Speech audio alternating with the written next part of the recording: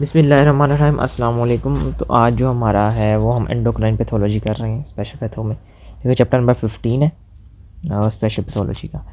तो चलें शुरू करते हैं। इसमें अच्छा हमारे जितने एंडोक्राइन ग्लैंड है ना हमारे उनकी सारी पैथोलॉजी इसके अंदर आती हैं। ठीक है, स्टार्ट हमारा वही कहाँ से होगा, पिट्यूटरी ग्लैंड से होगा। ठीक है, पिट्यूटरी ग्लैंड क्या होगा पता, दो पोर्शन है, एंटीरियर पिट्यूटरी है, पोस्टीरियर पिट्यूटरी है। पहले हम आ जाते हैं एंटीरियर पिट्यूटरी के अंदर। हम एंटीरियर पिट्यूटरी में दो ही हो सकते हैं, या फिर उसके हार्मोन का इफेक्ट या प्रोडक्शन इंक्रीज हुई या हाइपर पिट्यूटरीजम हुआ है या फिर कम हुई है, जिसमें हाइपो पिट्यूटरीजम गई है। ठीक है, तो एंटीरियर पिट्यूटरी में हाइपर पिट्यूटरीजम जो होता है ना उसमें जो नंबर 1 है वो हमारे पास पिट्यूटरी एडिनोमा है। ठीक है, पिट्यूटरी एडिनोमा क्या, यानी कोई बिनाइन ट्यूमर बन गया है हमारे पास इंटीरियर पिट्यूटरी का। ठीक है ना, ये याद है कि एडिनोमा होता है यानी बिनाइन होता है। अब ये फंक्शनल भी हो सकता है, नॉन फंक्शनल भी हो सकता है। ठीक है, अगर तो नॉन फंक्शनल है फिर इसके क्या इफेक्ट आएंगे हमारे पास, ये सिर्फ मैस इफेक्ट करेगा। मैस इफेक्ट में क्या होगा, ऑप्टिक क्याज़मा के ऊपर उसको कंप्रेस करेगा, बाई टेम्पोरल हेमिनोस्पिया हो जाएगा आपका। ठीक है, यानी पेरिफेरल विजन लॉस हो जाएगा आपका। उसके बाद आपका पिट्यूटरी के ऊपर अगर कंप्रेशन आएगी हाइपोपिट्यूटरिज्म हो जाएगा और हेडेक हो जाएगा। ठीक है, ये आपका नॉन फंक्शनल। अगर आप फंक्शनल ट्यूमर है आपका एडिनोमा, ठीक है, फंक्शनल डिपेंड करता है कि कौन सा हार्मोन प्रोड्यूस हो रहा है। अगर आपके पास प्रोलैक्टिन प्रोड्यूस हो रहा है, प्रोलैक्टिनोमा होगा। अगर आपके पास ग्रोथ हार्मोन प्रोड्यूस हो रहा है, ग्रोथ हार्मोन सेल एडिनोमा होगा। अगर आपके पास ACTH हो रहा है तो ACTH सेल एडिनोमा होगा। अब आ जाए प्रोलैक्टिनोमा। प्रोलैक्टिनोमा में क्या, प्रोलैक्टिन ज़्यादा प्रोड्यूस हो रहा है, इफेक्ट क्या आएंगे, फीमेल के अंदर एमनोरिया करवा देगा, ग्लैक्टोरिया करवा देगा। ये आपको पता है, प्रोलैक्टिन ने मिल्क प्रोडक्शन इंक्रीज करा देगा, ग्लैक्टोरिया हो जाएगा। और इसका इनहिबिटरी इफेक्ट होता है FSH के ऊपर, तो एमनोरिया हो जाएगा। मेल्स के अंदर क्या आएगा, मेल के अंदर ये डिक्रीज लिबिडो कर देगा और हेडेक करेगा। ठीक है, और ये मोस्ट कॉमन टाइप है पिट्यूटरी एडिनोमा की। ठीक है, उसके बाद आ जाए हमारे पास ट्रीटमेंट क्या है, डोपामीन एगोनिस्ट हम लगा देंगे, क्योंकि डोपामीन का आपको पता सप्रेशन इफेक्ट होता है प्रोलैक्टिन प्रोडक्शन के ऊपर। ठीक है, अगर लार्जर लगे ना आप सर्जरी कर दे। दूसरे नंबर पे हमारे पास आ गया growth cell, growth hormone cell adenoma. ठीक है, यानी ग्रोथ हार्मोन की प्रोडक्शन इंक्रीज हो रही है। अभी डिपेंड करता है चिल्ड्रंस में हो रही है बड़ों में हो रही है। अगर चिल्ड्रन में हो रही है तो उसके अंदर क्या होगा हमारे पास, जाइजेंटिज्म होगा। ठीक है, जिसमें लीनियर बोन की जो ग्रोथ है वो इंक्रीज हो जाएगी। ठीक है, अडल्ट के अंदर और आपके पास एक्रोमेगैली होगा। एक्रोमेगैली में हमारे पास क्या होता था, बोन, फीट, जा, जितनी हैंड की बोन, फीट की बोन, जा की बोन जो है वो इनलार्ज हो जाएंगी। ठीक है, आपका सर्वाइकल जो विसरा है आपके पास, विसरा ग्लैंड्स वो इनलार्ज हो जाएंगे लीडिंग टू डिसफंक्शन, जिनमें कार्डियक फेलियर भी हो सकता है, और इनलार्ज टंग हो जाती है आपके पास। साथ ही आपने एक्रोमेगैली पढ़ा हुआ है तो हमने पता है यहाँ पे साथ में सेकेंडरी डायबिटीज़ मेलाइटस भी डेवलप होता है यहाँ पे। ठीक है, DH इंड्यूस लीवर ग्लूकोनियोजेनेसिस की वजह से। ठीक है, उसके बाद इसका डायग्नोसिस हमने क्या करना है, हमने सीरम ग्रोथ हार्मोन का लेवल देखना है, एलिवेटेड GH देख लेना है आपने। उसके बाद आप इंसुलिन ग्रोथ फैक्टर देख लें लेवल। ठीक है, या फिर आप ये ओरल ग्लूकोज टेस्ट करना है। ओरल ग्लूकोज टेस्ट में क्या करते हैं, हम ओरल ग्लूकोज देते हैं लेकिन उसका GH के ऊपर सप्रेशन इफेक्ट नहीं आता। Normally oral glucose growth hormone को सप्रेस कर देता है, लेकिन यहाँ पे सप्रेशन इफेक्ट नहीं आएगा। ट्रीटमेंट हम ऑक्ट्रियोराइड देंगे जो कि स्मेटोस्टेटिन का एनालॉग है। ठीक है, स्मेटोस्टेटिन ग्रोथ हार्मोन इनहिबिटर है। ठीक है, या फिर हम रिसेप्टर एंटागोनिस्ट दे दें या फिर हम सर्जरी करते हैं। ACTH सेल एडिनोमा में क्या होगा, ये इसके अगर ज़्यादा प्रोडक्शन हो, ये कुशन सिंड्रोम होता है, अगर ये हम एड्रीनल कॉर्टेक्स में डिस्कस करेंगे। ठीक है, उसके अलावा TSH सेल हो सकता है, LH सेल LH प्रोड्यूसिंग होता है, FSH प्रोड्यूसिंग हो सकता है, लेकिन ये सारे रेयर है। ठीक है, सबसे कॉमन हमारे पास कौन था, प्रोलैक्टिनोमा। ठीक है, अब आ जाएगी हाइपोपिट्यूटरिज्म। हाइपोपिट्यूटरिज्म में क्या हुआ जी, आपकी इनसफिशिएंट प्रोडक्शन हो रही है पिट्यूटरी हार्मोन की, एंटीरियर पिट्यूटरी की। ठीक है, ये सिम्टम्स आपको शो होते हैं जब 75% पेरेन्काइमा जो आपका लॉस्ट हो जाए पिट्यूटरी का। ठीक है, इसमें अब कौन से हो सकते हैं, पिट्यूटरी एडिनोमा पहला काज हो सकता है। पिट्यूटरी एडिनोमा अगर फंक्शनल है तो भी इसका सप्रेशन इफेक्ट आएगा नॉर्मल टिश्यू के ऊपर और नॉर्मल टिश्यू की एट्रोफी हो जाएगी। ठीक है, और अगर नॉन फंक्शनल है तो मैस इफेक्ट आएगा और उसकी वजह से भी आपका पिट्यूटरी जो होगा वो कंप्रेस होके डैमेज हो जाएगा। ठीक है, उसके अलावा क्रेनियोफरेंजियोमा होता है, ये भी कंप्रेस करता है नॉर्मल पिट्यूटरी सेल को चिल्ड्रन के अंदर। ठीक है, मैस इफेक्ट देगा, यह पिट्यूटरी एपोप्लेक्सी हो सकती है। ठीक है, उसके बाद शिहान सिंड्रोम हो सकता है, ये प्रेगनेंसी के अंदर जो पिट्यूटरी का साइज़ होता है ना वो इंक्रीज़ कर जाता है, लेकिन ब्लड सप्लाई जो वो इतनी इंक्रीज़ नहीं कर पाती इस सिंड्रोम के अंदर। ठीक है, उसके बाद जब पार्टेशन होती है उसके अंदर अगर ज़्यादा ब्लड लॉस हो जाए तो क्या होगा, इन्फार्क्ट बन जाता है आपके पिट्यूटरी के। उसमें क्या होगा, poor lactation, pubic hair loss, fatigue, इस तरह प्रेजेंट करेगा। उसके अलावा एम्प्टी सेला सिंड्रोम हो सकता है। एम्प्टी सेला मतलब सेला जो होगा आपका एम्प्टी आपको नज़र आएगा इमेजिंग के ऊपर। इसमें क्या होता है, इसमें ये कंजेंटल डिफेक्ट होता है जिसमें एरेक्नोइड या CSF की हर्निएशन हो जाती है सेला टर्शिका में, जिसे कंप्रेस करता है पिट्यूटरी को और पिट्यूटरी डिस्ट्रॉय हो जाता है, या फिर कोई ट्रॉमा हो जाए पिट्यूटरी को, ये भी हो सकता है। ठीक है, उसके बाद आ जाए पोस्टीरियर पिट्यूटरी ग्लैंड। हमें पता है कि पोस्टीरियर पिट्यूटरी ग्लैंड खुद कोई हार्मोन सिंथेसिस नहीं करता, सिर्फ स्टोरेज का काम करता है। यहाँ पे हार्मोन जो ADH और ऑक्सीटोसिन दोनों हाइपोथैलेमस से जनरेट होते हैं। ठीक है, तो इसमें भी डिजीज़ वही आएंगी, एक्सेस प्रोडक्शन हो रही होगी, डेफिशिएंसी होगी। ठीक है, पहला है central diabetes insipidus. Central diabetes insipidus में क्या होगा जी, ADH की आपके पास डेफिशिएंसी यानी हार्मोन की डेफिशिएंसी हुई यहाँ पे। अब ADH का काम जो है वो सारे कम हो जाएंगे, तो वही आपकी इफेक्ट आ जाएंगे। क्या आएंगे जी, पॉलीयूरिया हो रहा है आपके पास, वाटर लॉस हो जा रहा है, पॉलीडिस्पिया हो रहा है, प्यास भी ज़्यादा लग रही है वाटर क्योंकि पानी सारा आपका लॉस हो जा रहा है। ठीक है, एक्सेस यूरिनेशन की वजह से, लाइफ थ्रेटनिंग आपको डिहाइड्रेशन हो जाएगी। साथ में क्या है जी, सारा आपका वाटर तो लॉस हो जा रहा है, तो आपकी हाइपर ओस्मोलैरिटी हो गई है, सीरम हाइपरनेट्रीमिया हो गया आपको। और नंबर 3 पे क्या होगा, यूरिन की ओस्मोलैरिटी आपके पास लो हुई होगी और स्पेसिफिक ग्रेविटी भी लो हुई होगी। ठीक है, यहाँ पे डायग्नोसिस किस तरह करते हैं आप, वाटर डेप्रीवेशन टेस्ट करते हैं। तो वाटर डेप्रीवेशन टेस्ट आपका फेल हो जाता है इंक्रीज यूरिन ओस्मोलैरिटी, यानी आप पानी नहीं देते पेशेंट को, देखते हैं कि यूरिन कंसनट्रेट हो रहा है कि नहीं। ADH ने असल में कंसनट्रेट करना, अगर ADH ही नहीं आ रहा तो आपकी यूरिन की कंसनट्रेशन हो ही नहीं पाएगी और यूरिन ऑस्मोलैरिटी इंक्रीज़ नहीं करेगी, तो यहाँ पे वाटर डेप्रीवेशन टेस्ट फेल आता है। ट्रीटमेंट क्या देंगे हम, डेस्मोप्रेसिन एनालॉग दे देंगे। उसके बाद है नेफ्रोजेनिक डायबिटीज़ इंसिपिडस। ठीक है, डायबिटीज़ इंसिपिडस हमेशा ADH से रिलेटेड होगी, आपने याद रखना है। ठीक है, अब सेंट्रल क्या है कि उसमें ADH ओवरऑल बॉडी के अंदर कम हो गया है, डेफिशिएंसी हो गई है। नेफ्रोजेनिक में क्या है कि नेफ्रॉन का मसला है, ADH का कोई नहीं है।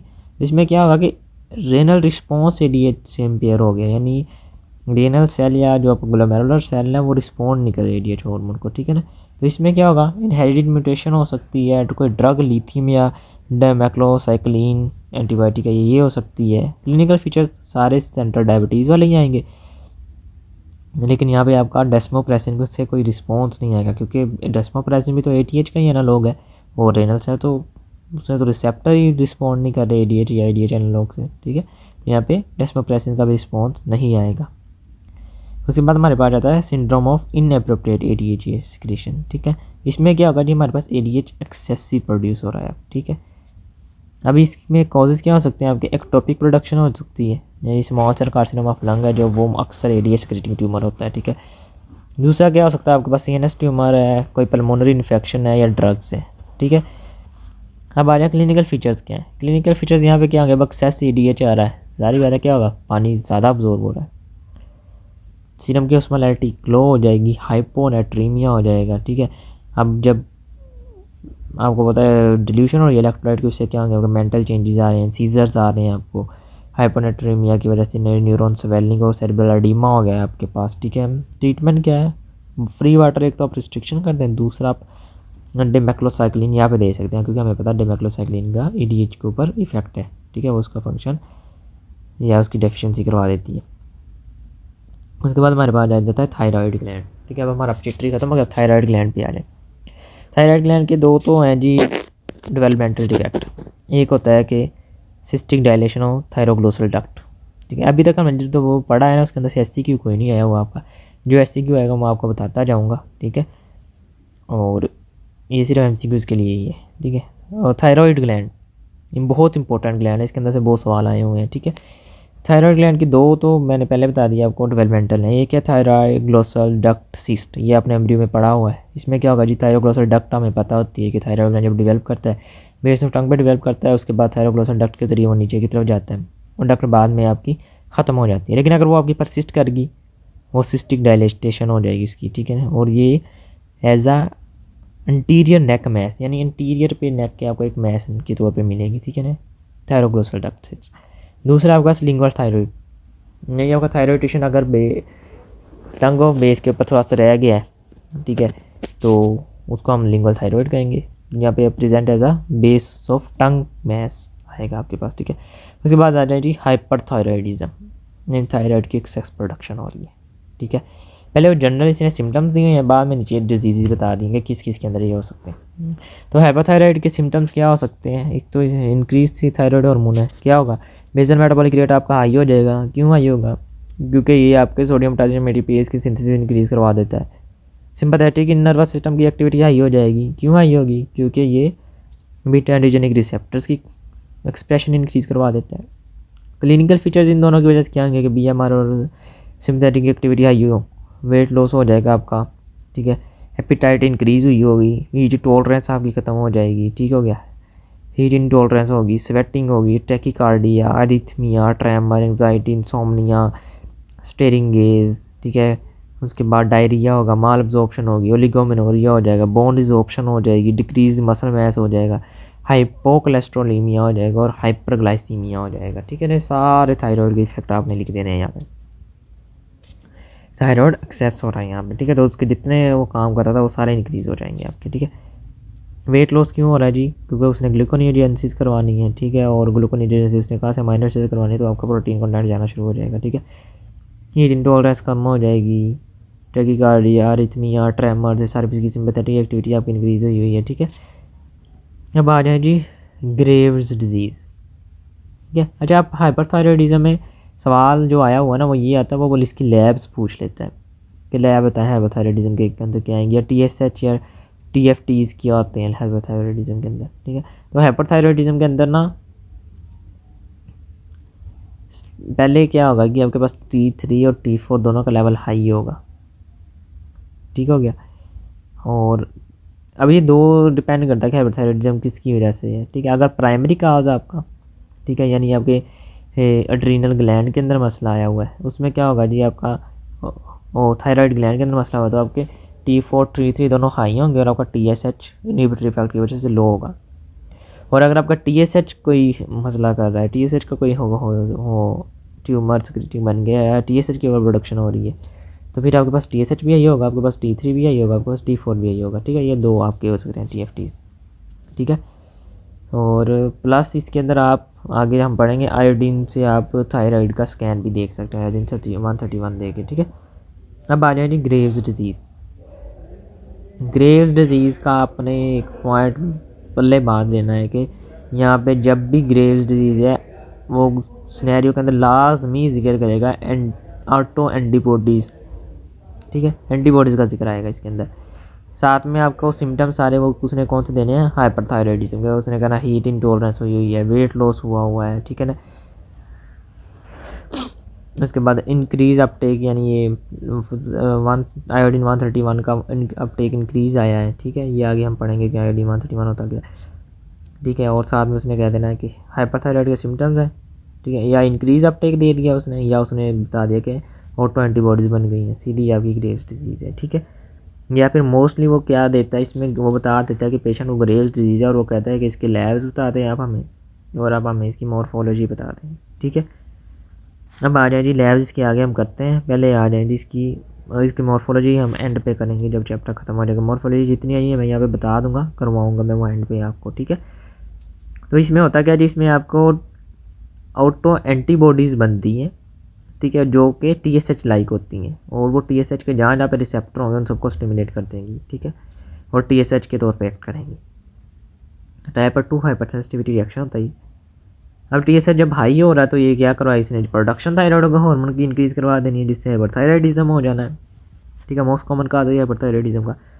वीमेंस के अंदर होता है, चाइल्ड बेरिंग एज के अंदर। क्लिनिकल फीचर्स क्या होंगे हाइपरथायरॉयडिज्म के, जो हम पीछे पड़ गए हैं सारे फीचर्स आ जाएंगे। डिफ्यूज़ गोइटर होगा आपको यहाँ पे, ठीक है ना, यानी थायराइड हाइपरप्लेजिया और हाइपरट्रॉफी दोनों हो रही होंगी। एक्सोप्थेल्मोस होगा और पेरिटिबल मिक्सिडिमा होगा। एक्सोप्थेल्मोस क्या होता है कि आपके जो आई के ऑर्बिट के बिहाइंड आपके वहाँ पे फाइब्रोब्लास्ट पड़े होते हैं, जिनके ऊपर आपके TSH रिसेप्टर होते हैं, जो हमें पता है TSH एंटीबॉडी को जाकर स्टिमुलेट करेंगे। जब उनको जाकर स्टिमुलेट करेंगे वहाँ पे वो ग्लाइकोसा अमाइनो ग्लाइकन्स की एक्यूमुलेशन करवा देंगे और वो फाइब्रोब्लास्ट और वहाँ पे वो ग्लाइकोसा अमाइनो यानी गैस की आपके वहाँ पे एक्यूमुलेशन हो जाएगी और फाइब्रोब्लास्ट का साइज भी इंक्रीज कर जाएगा, जिसकी वजह से वहाँ पे आपका आई आपकी प्रोट्रूड कर जाएंगे, जिसको हम एक्सोप्थेल्मोस कहेंगे, ठीक है। दूसरा क्या होगा, TSH आपके गैस जो प्रोडक्शन या सॉफ्ट टिश्यू की इनलार्जमेंट करवाना शुरू कर देगा, ठीक है। तो ये दूसरा गैस जो आपके प्रीटिबियल वहाँ पे भी एक्यूमुलेट हो जाता है, जिसकी वजह से आपको प्रीटिबियल मैक्सिडिमा भी हो जाता है, ठीक है। उसके अलावा आपको क्या होगा जी, buildup, inflammation, fibrosis, oedema leading exophthalmos and pretibial myxoedema आएगा। ठीक है, तो ये इसके क्लिनिकल फीचर्स हैं। तो कौन से? एक एक्सेप्थेलमोस याद रख लें, प्रीटिबियल मैक्सिडिमा। बाकी हाइपरथायराइड को तो आपको पता ही है, जो इससे खास तौर पर रिलेटेड है, डिफ्यूज ग्वाइटर होगा आपको। ठीक है, अब आ जाए जी हिस्टोलॉजी में आपको क्या नजर आएगा? Irregular follicle with scalloped colloid and chronic inflammation आपको नजर आएगी। हम मॉर्फोलॉजी के अंदर भी ये चीज़ पढ़ेंगे। ठीक है, अब लेबोरेटरी फाइंडिंग्स, ये सवाल 3-4 बार उसने पूछा और जब भी वो ग्रेव डिजीज का जिक्र करता है वो साथ में लैब फाइंडिंग ज़रूर पूछता है। अब इसकी लैब फाइंडिंग्स क्या होंगी? टोटल और फ्री टोटल थायराइड और फ्री T4 दोनों के लेवल हाई होंगे। ठीक है, TSH का लेवल आपके पास यहाँ पे कम होगा। ठीक है, उसके बाद है down regulation dear in the anterior to decrease the TSH release. ठीक है, जब आपके पास टोटल और फ्री T4 का लेवल हाई हुआ तो उनकी इनहिबिटरी इफेक्ट TSH के ऊपर आएगा और TSH आपके पास कम हो जाएगा, क्योंकि यहाँ पे TSH काम नहीं कर रहा है, वो एंटीबॉडीज़ काम कर रही है। एंटीबॉडीज ओवर स्टिमुलेट कर दी थायराइड को। थायराइड का T4 का लेवल भी हाई हुआ है आपके पास, टोटल का भी ये लेवल हाई हुआ है, और लेकिन इनहिबिटरी इफेक्ट की वजह से आपके पास TSH का लेवल डाउन हुआ है। उसके बाद पास हाइपोकोलेस्ट्रोलीमिया आएगा। ठीक है ना, क्योंकि ग्लूकोनियोजेनेसिस हो रही है। ठीक है, वेट लॉस भी हो रहा है, तो साथ में आपका जो कोलेस्ट्रॉल है वो भी सारा आपका, और लिपिड कंटेंट भी जा रहा है, तो आपके पास हाइपोकोलेस्ट्रोलीमिया भी होगा। दूसरी फाइंडिंग, तीसरे नंबर पे आपको सीरम ग्लूकोज आपका बहुत ज़्यादा बड़ा होगा, इंक्रीज सीरम ग्लूकोज आएगा, हाइपोकोलेस्ट्रोलीमिया आएगा, टोटल और फ्री जो आपका थायराइड है वो आपका ज़्यादा होगा और TSH आपका कम होगा। ये आपकी लैब फाइंडिंग है, इनको आपने याद कर लेना अच्छे से, क्योंकि बहुत बार पूछेंगे। ट्रीटमेंट में आप बीटा ब्लॉकर दे सकते हैं, इनहिबिटरी इफेक्ट होता है। थायोमाइड दे सकते हैं। थायोमाइड आपके पास क्या होता है? ये थायराइड हार्मोन का सिंथेसिस को इनहिबिट कर देता है। ठीक है, ऑर्गेनिफिकेशन को दो तीन जो स्टेप होते हैं उन सबको ये इनहिबिट करता है। असल में ये पेरोक्सीडेज को ब्लॉक कर देता है। ठीक है, उसके बाद हम दे सकते हैं रेडियो आयोडीन एब्लेशन, यानी रेडियो एक्टिव आयोडीन दे देंगे जो जाके वहाँ पे सारे उसके फंक्शन को डिस्ट्रॉय कर देगा। और थायराइड स्टॉर्म, अगर आपके पास मैसिव हार्मोन सिक्रीशन हो गई है ना due to elevated catecholamine and massive hormone excess, इससे यानी एक तो आपके पास वैसे बढ़ा हुआ है थायराइड, दूसरा आप स्ट्रेस में चले गए हैं, उससे ओवर प्रोडक्शन एक्सेसिव प्रोडक्शन हो गई है, जिस तरह सर्जरी और चाइल्ड बर्थ करना, उसको हम कहते हैं थायराइड स्टॉर्म। इसमें क्या होगा? आपको अरिथमिया, हाइपरथर्मिया, वॉमिटिंग और हाइपोवोलेमिक शॉक में जा सकता है पेशेंट। इसका ट्रीटमेंट फौरी क्या देना होता है आपने? PTU, प्रोपाइल थायोरेसल दे देना, बीटा ब्लॉकर और स्टीरॉइड देना है। अब प्रोपाइल थायोरेसल यहाँ पे क्या करता है? एक तो ये काम वही करता है, पेरोक्सीडेज इनहिबिटर है।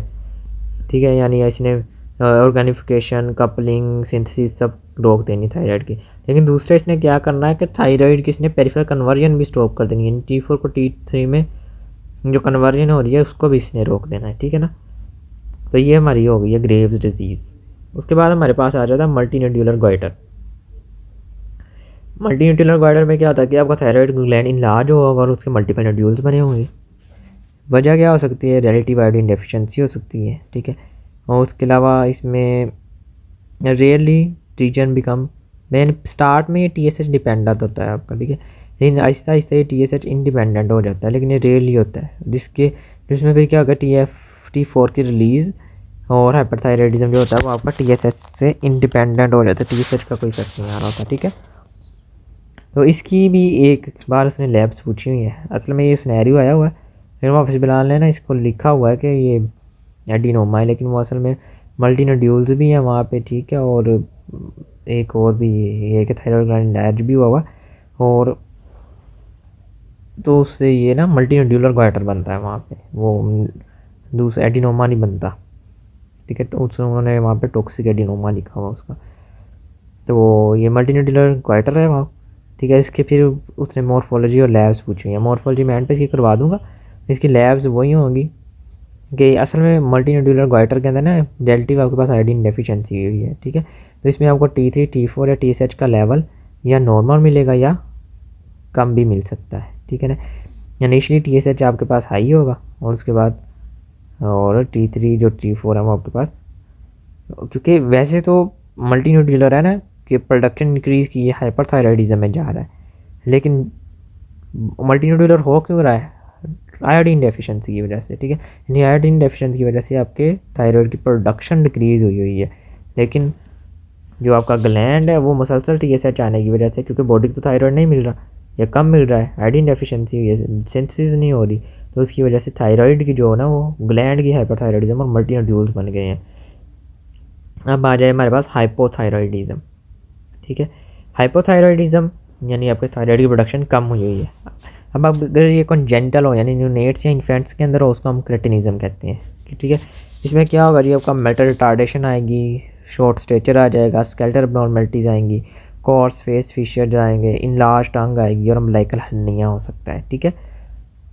कॉजेज़ क्या है, मैटरनल हाइपोथायराइडिज्म हो सकता है, ठीक है, यानी ड्यूरिंग प्रेगनेंसी मदर की तरफ से थायराइड कम था, उसके बाद थायराइड एजेनेसिस है या थायराइड डेवलप ही नहीं हुए, जब डिसहार्मो तो डिसहार्मोजेनिक गोइटर हमारे पास है। यहाँ पे डिसहार्मोजेनिक गोइटर में क्या, तो डिसहार्मोजेनिक गोइटर इज ये क्या है, इसमें कॉन्जेंटल इफेक्ट आता है थायराइड हार्मोन के अंदर, ठीक है। इसमें क्या होता है कि जो थायराइड हार्मोन प्रोडक्शन का हमारे पास एंजाइम है थायराइड पेरोक्सीडेज, उसकी कॉन्जेंटल डेफिशिएंसी होती है, ठीक है। उसके बाद हमारे पास आता है मैक्सिडीमा। मैक्सिडीमा असल में हाइपरथायराइडिज्म को भी मैक्सिडीमा कहते हैं दूसरा, ठीक है, ठीक। अगर ये ओल्डर पेशेंट या अडल्ट के अंदर हो, क्लिनिकल फीचर्स क्या होंगे जी, था हाइपोथायराइडिज्म के सारे लिख देंगे। उसमें क्या आएगा, इसमें उसमें हाइपर में क्या था, वेट गेन है, तो हाइपो में क्या आएगा जी, हाइपर में हमारे पास वेट लॉस हो रहा था ना, तो यहाँ पे वेट गेन आ जाएगा, ठीक है। यहाँ पे मेंटल एक्टिविटी स्लो हो जाएगी, मसल वीकनेस आ जाएगी, कोल्ड इंटॉलरेंस आएगी, ठीक है। वहाँ पे हीट इंटॉलरेंस है, यहाँ पे कोल्ड इंटॉलरेंस है, डिक्रीज स्वेटिंग हो जाएगी, ब्रेडिकार्डिया हो जाएगा आपके पास, ओलिगोमेनोरिया हो जाएगा। वहाँ पे हाइपोकोलेस्ट्रोलीमिया था, यहाँ पे हमारे पास हाइपर कोलेस्ट्रोलीमिया हो जाएगा, कॉन्स्टिपेशन हो जाएगी, ठीक है। यानी थायराइड के सारे आप रिवर्स कर दें, ठीक है। तो मोस्ट कॉमन काज क्या है इसके, आयोडीन डेफिशिएंसी की वजह से हो सकता है, हाशिमोटोस थायराइडाइटिस हो सकता है, ठीक है। उसके बाद लिथियम ड्रग की वजह से होता है, सर्जिकल रिमूवल हो जाए थायराइड का, ठीक है, या फिर रेडियो एब्लेशन हो जाए थायराइड ग्लैंड की, ठीक है। अब आ जाए जी, यहाँ पे एक फीचर इसका लिखा हुआ है मैक्सिडीमा, वही यानी अकोमोडेशन ग्लाइकोमाइनोग्लाइकन्स। अच्छा, ये आप कहेंगे कि वहाँ मल्टीन्यूड्यूलर के अंदर भी हो रहा था, तो यहाँ पे और हाइपर में भी हो रहा था, यानी ग्रेव्स डिजीज़ के अंदर हमारे पास थी एंटीबॉडीज़ बनी हुई थी TSH के मिलती जुलती, जिन्होंने जाके उन रिसेप्टर्स को किया था। अब हमारे पास हाइपोथायराइडिज्म होता है, तो हाइपोथायराइडिज्म में हमें क्या T3 T4 के लेवल कम हुए हुए हैं, लेकिन उसका जो कंपनसेटरी रिस्पॉन्स TSH का लेवल बड़ा होगा यहाँ पे, और TSH का लेवल बड़ा हुआ, उसने क्या करना है, उसे थायराइड पे तो एक्ट करना ही करना, साथ पे जहाँ जहाँ पे सॉफ्ट टिश्यू प्रेजेंट है और TSH के डाइक रिसेप्टर है उन सब के ऊपर से एक्ट करना, तो यहाँ पे भी मैक्सिडीमा आपके पास आएगा, ठीक है। तो उसके बाद हमारे पास अब आ जाता है जी हाशिमोटोस थायराइडाइटिस, यानी थायराइडाइटिस यानी ये है थायराइड की इन्फ्लेमेशंस, ठीक है। ये बहुत इंपॉर्टेंट है, ठीक है। इसके नाम पूछे हुए 2 से 3 बार उसने, 3 टाइप्स नेम्स ऑफ थायराइड या थायराइडाइटिस, ठीक है। कौन कौन से, हाशिमोटोस थायराइडाइटिस है, सबएक्यूट ग्रेनुलोमेटस थायराइडाइटिस है, जिसको डिक्वेरविन भी कहते हैं, ठीक है। उसके बाद रेडियल फिब्रिलोसिंग थायराइडाइटिस है, ठीक है। ये 3 है, ठीक है। लेकिन इसमें से जो सबसे ऊपर है ना हाशिमोटोस थायराइडाइटिस, ये बहुत बार पास क्वेश्चन के अंदर आया हुआ है, ठीक है। ये आपने अच्छे से पढ़ लेना। इसमें क्या होगा, इसमें भी ऑटोइम्यून डिस्ट्रक्शन होगी, ठीक है ना। वहाँ पे था TSH से मिलती जुलती एंटीबॉडीज़ बनी थी ग्रेव्स डिजीज़ के अंदर, यहाँ पे क्या हुआ, यहाँ पे एंटीबॉडीज़ अगेंस्ट थायराइड ग्लैंड आपके बन जाएंगी, ठीक है। इसका जो क्लिनिकल डायग्नोसिस आता है उसमें वो कहता है कि एंटीबॉडीज़ अगेंस्ट थायराइड कह देगा, या एंटीबॉडीज़ अगेंस्ट थायरोग्लोबुलिन कह देगा, या एंटीबॉडीज़ अगेंस्ट थायराइड पेरोक्सीडेज कह देगा, ठीक है। और इसमें क्या होगा जी, रेडियो उसकी डिस्ट्रक्शन या एट्रोफी हो रही होगी थायराइड की, ठीक है ना, इन्फ्लेमेशन हो रही होगी, लेकिन वो सिनेरियो में एंटीबॉडीज़ का लाजमी जिक्र करता है, या फिर थायरोग्लोबुलिन के खिलाफ, या पेरोक्सीडेज के खिलाफ, या थायराइड के खिलाफ, ठीक है। दूसरा एक डायग्नोसिस आता है उसके अंदर इसकी जो हिस्टोलॉजी है, chronic inflammation with germinal centres, ये जिक्र कर देता है, या हार्सल सेल इसका जिक्र लाजमी करता है वो, ठीक है। तो ये चीज़ें आपने डायग्नोसिस के लिए याद रखनी है, 5 चीज़ें, ठीक है। अच्छा, ये होता है कि अब ये ऑटोइम्यून डिस्ट्रक्शन होती है थायराइड ग्लैंड की, एसोसिएटेड विद HLA-DR5, ठीक है। उसके बाद मोस्ट कॉमन काज इसका क्या है, हाइपोथायराइडिज्म है, ठीक है। हाइपोथायराइडिज्म उस रीजन्स में जहाँ पे आयोडीन के लेवल कम है, ठीक है ना, उनमें होता है। अभी हमने वहाँ पे मिक्सिडीमा में पढ़ा भी था कि उसकी हाइपोथायराइडिज्म की एक वजह मेन कौन सी है, हाशिमोटोस थायराइडाइटिस है। क्लिनिकल फीचर्स क्या है, इनिशियली ये प्रेजेंट करता है एज हाइपरथायराइडिज्म, ठीक है ना, यानी ये आयोडीन डेफिशिएंट हुई है तो एक बार तो जो आपके फॉलिकल्स हैं वो डैमेज होना शुरू होगा, डैमेज होंगे तो थायराइड एक्सेस में रिलीज होगा, तो पहले हाइपरथायराइडिज्म होगा, ठीक है। तो हाइपरथायराइडिज्म में आप क्या होगा, T3 T4 के लेवल आपके पास हाई होंगे और TSH के लेवल आपके पास कम होंगे, ठीक है। फिर प्रोग्रेस टू कर जाएगा ये हाइपोथायरॉयडिज्म में प्रोग्रेस कर जाएगा। फिर हाइपोथायरॉयडिज्म में जब प्रोग्रेस करेगा T4 T3 का लेवल आपके पास कम हो जाएगा, TSH का लेवल आपके पास बढ़ जाएगा, ठीक है। ये याद रखना, ये पूछा हुआ है, TFTs बार बार पूछे हुए हैं पास पेपर के अंदर, होशिमोटोस के पूछे हुए हैं, मल्टीन्यूक्लियर गोइटर के पूछे हुए हैं, हाइपरथायरॉयडिज्म के पूछे हुए हैं, ग्रेव्स डिजीज़ के पूछे हुए हैं, ठीक है। ये अपने हर किसी के याद रखने हैं। एक दो सवाल तो ऐसे ही आए हैं, उसने सिंपल पूछा कि TFTs लिखते हैं, हाशिमोटो, ग्रेव्स और मल्टीन्यूक्लियर के, फिर आपने सिर्फ यही वैल्यूज़ ही लिखने हैं कि इसमें कौन सी ठीक होती। मैंने पीछे बता दी, ये इसकी यहाँ पे लिख लिया, ठीक है ना। एक तो लिखी हुई है उसने, हाइपोथायरॉयडिज्म में T4 T3 कम हो जाएगा, TSH इंक्रीज़ कर जाएगा। इनिशियल स्टेज में आप लिखते हैं जब हाइपरथायरॉयडिज्म होता तब क्या होगा, तब आपका T3 T4 बड़ा होगा और उसके इनहिबिटरी इफेक्ट की वजह से TSH आपके पास कम हुआ होगा, ठीक है। इसमें दो होंगे, एक इनिशियल होगा, एक लेट होगा।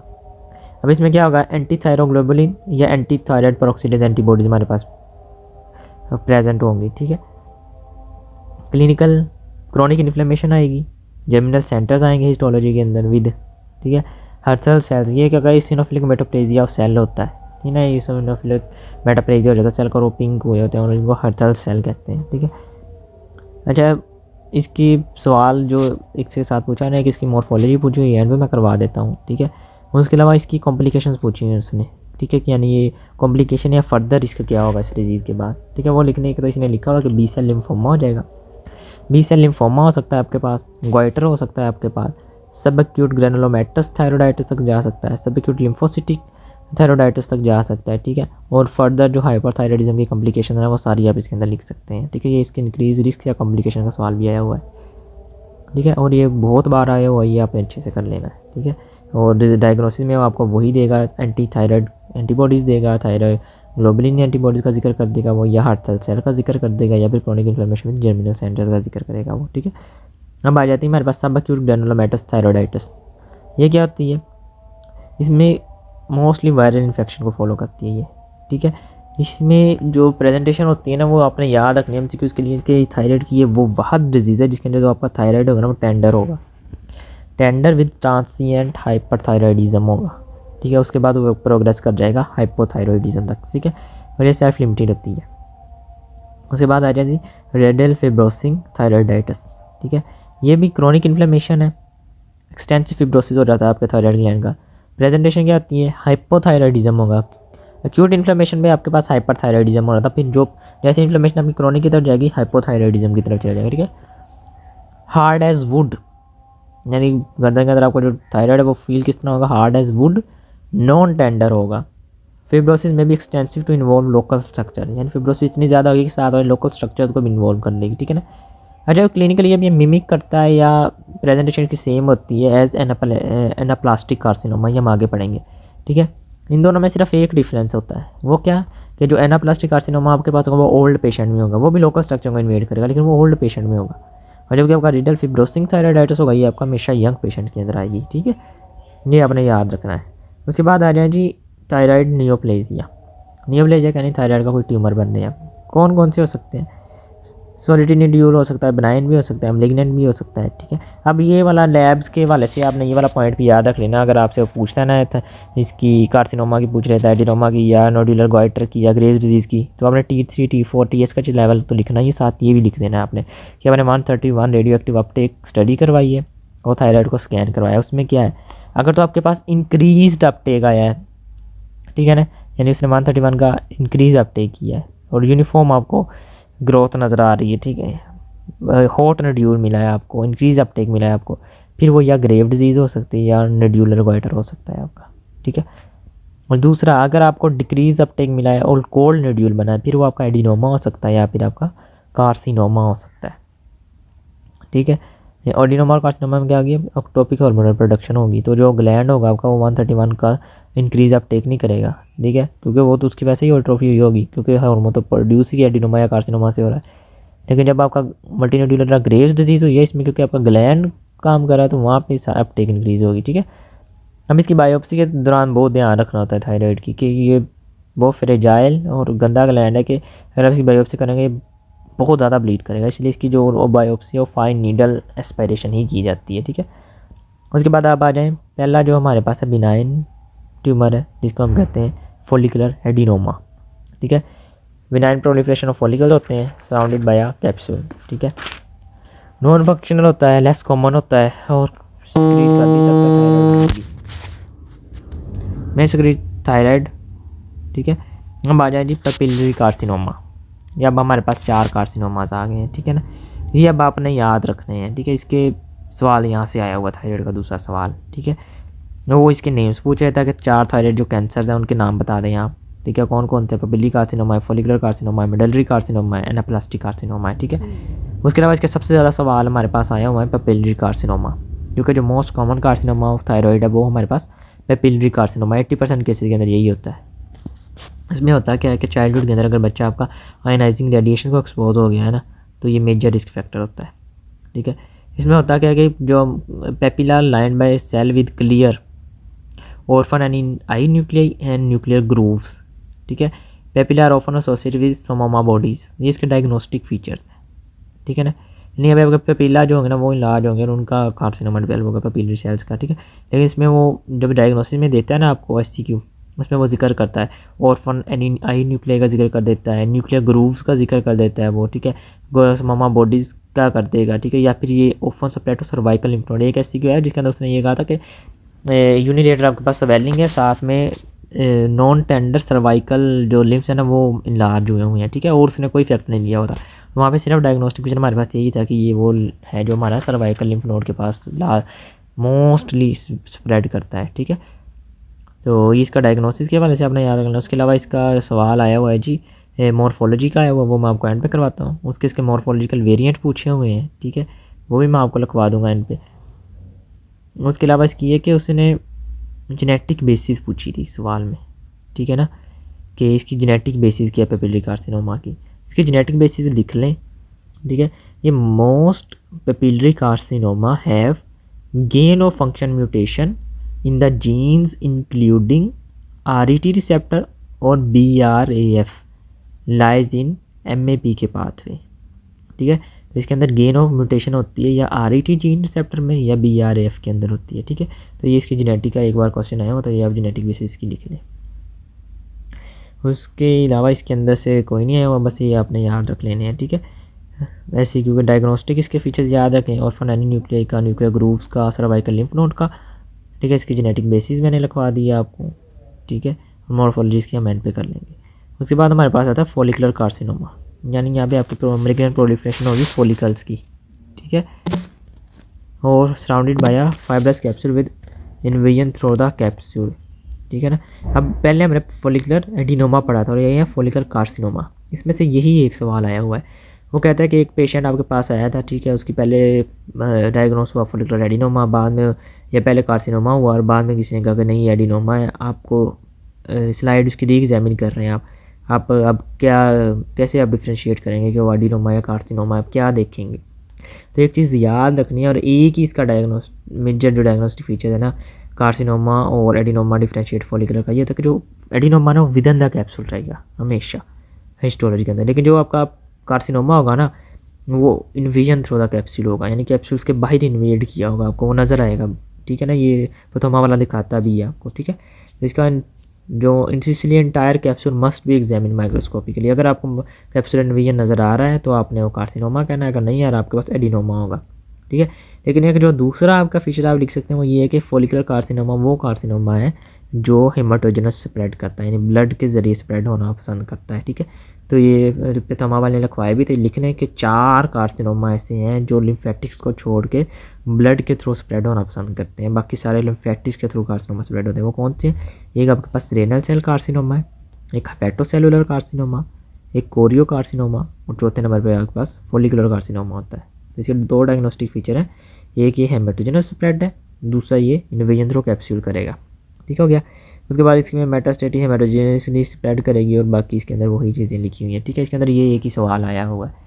उसके बाद हमारे पास आ जाता है कि यहाँ पे यहाँ पे वो कह रहा है कि बायोप्सी फॉलिकुलर एडिनोमा और फॉलिकुलर कार्सिनोमा की FNA के ज़रिए आप इसको डायग्नोस नहीं कर सकते, क्योंकि FNA के अंदर थोड़े से सेल आएंगे, ठीक है, और वो सेल सही भी हो, यानी कैप्सूल के अंदर वाले सेल भी आ सकते हैं, वो आपको नॉर्मली नज़र आए, ठीक है। वो एडिनोमा और कार्सिनोमा के सेम ही नज़र आएंगे। डिफरेंस क्या है ना, डिफरेंस आपने पूरे कैप्सूल को जब आप करेंगे ना माइक्रोस्कोपी के लिए एग्जामिन फिर ये नजर आएगा कैप्सुलर इन्वेजन है या नहीं, ठीक है।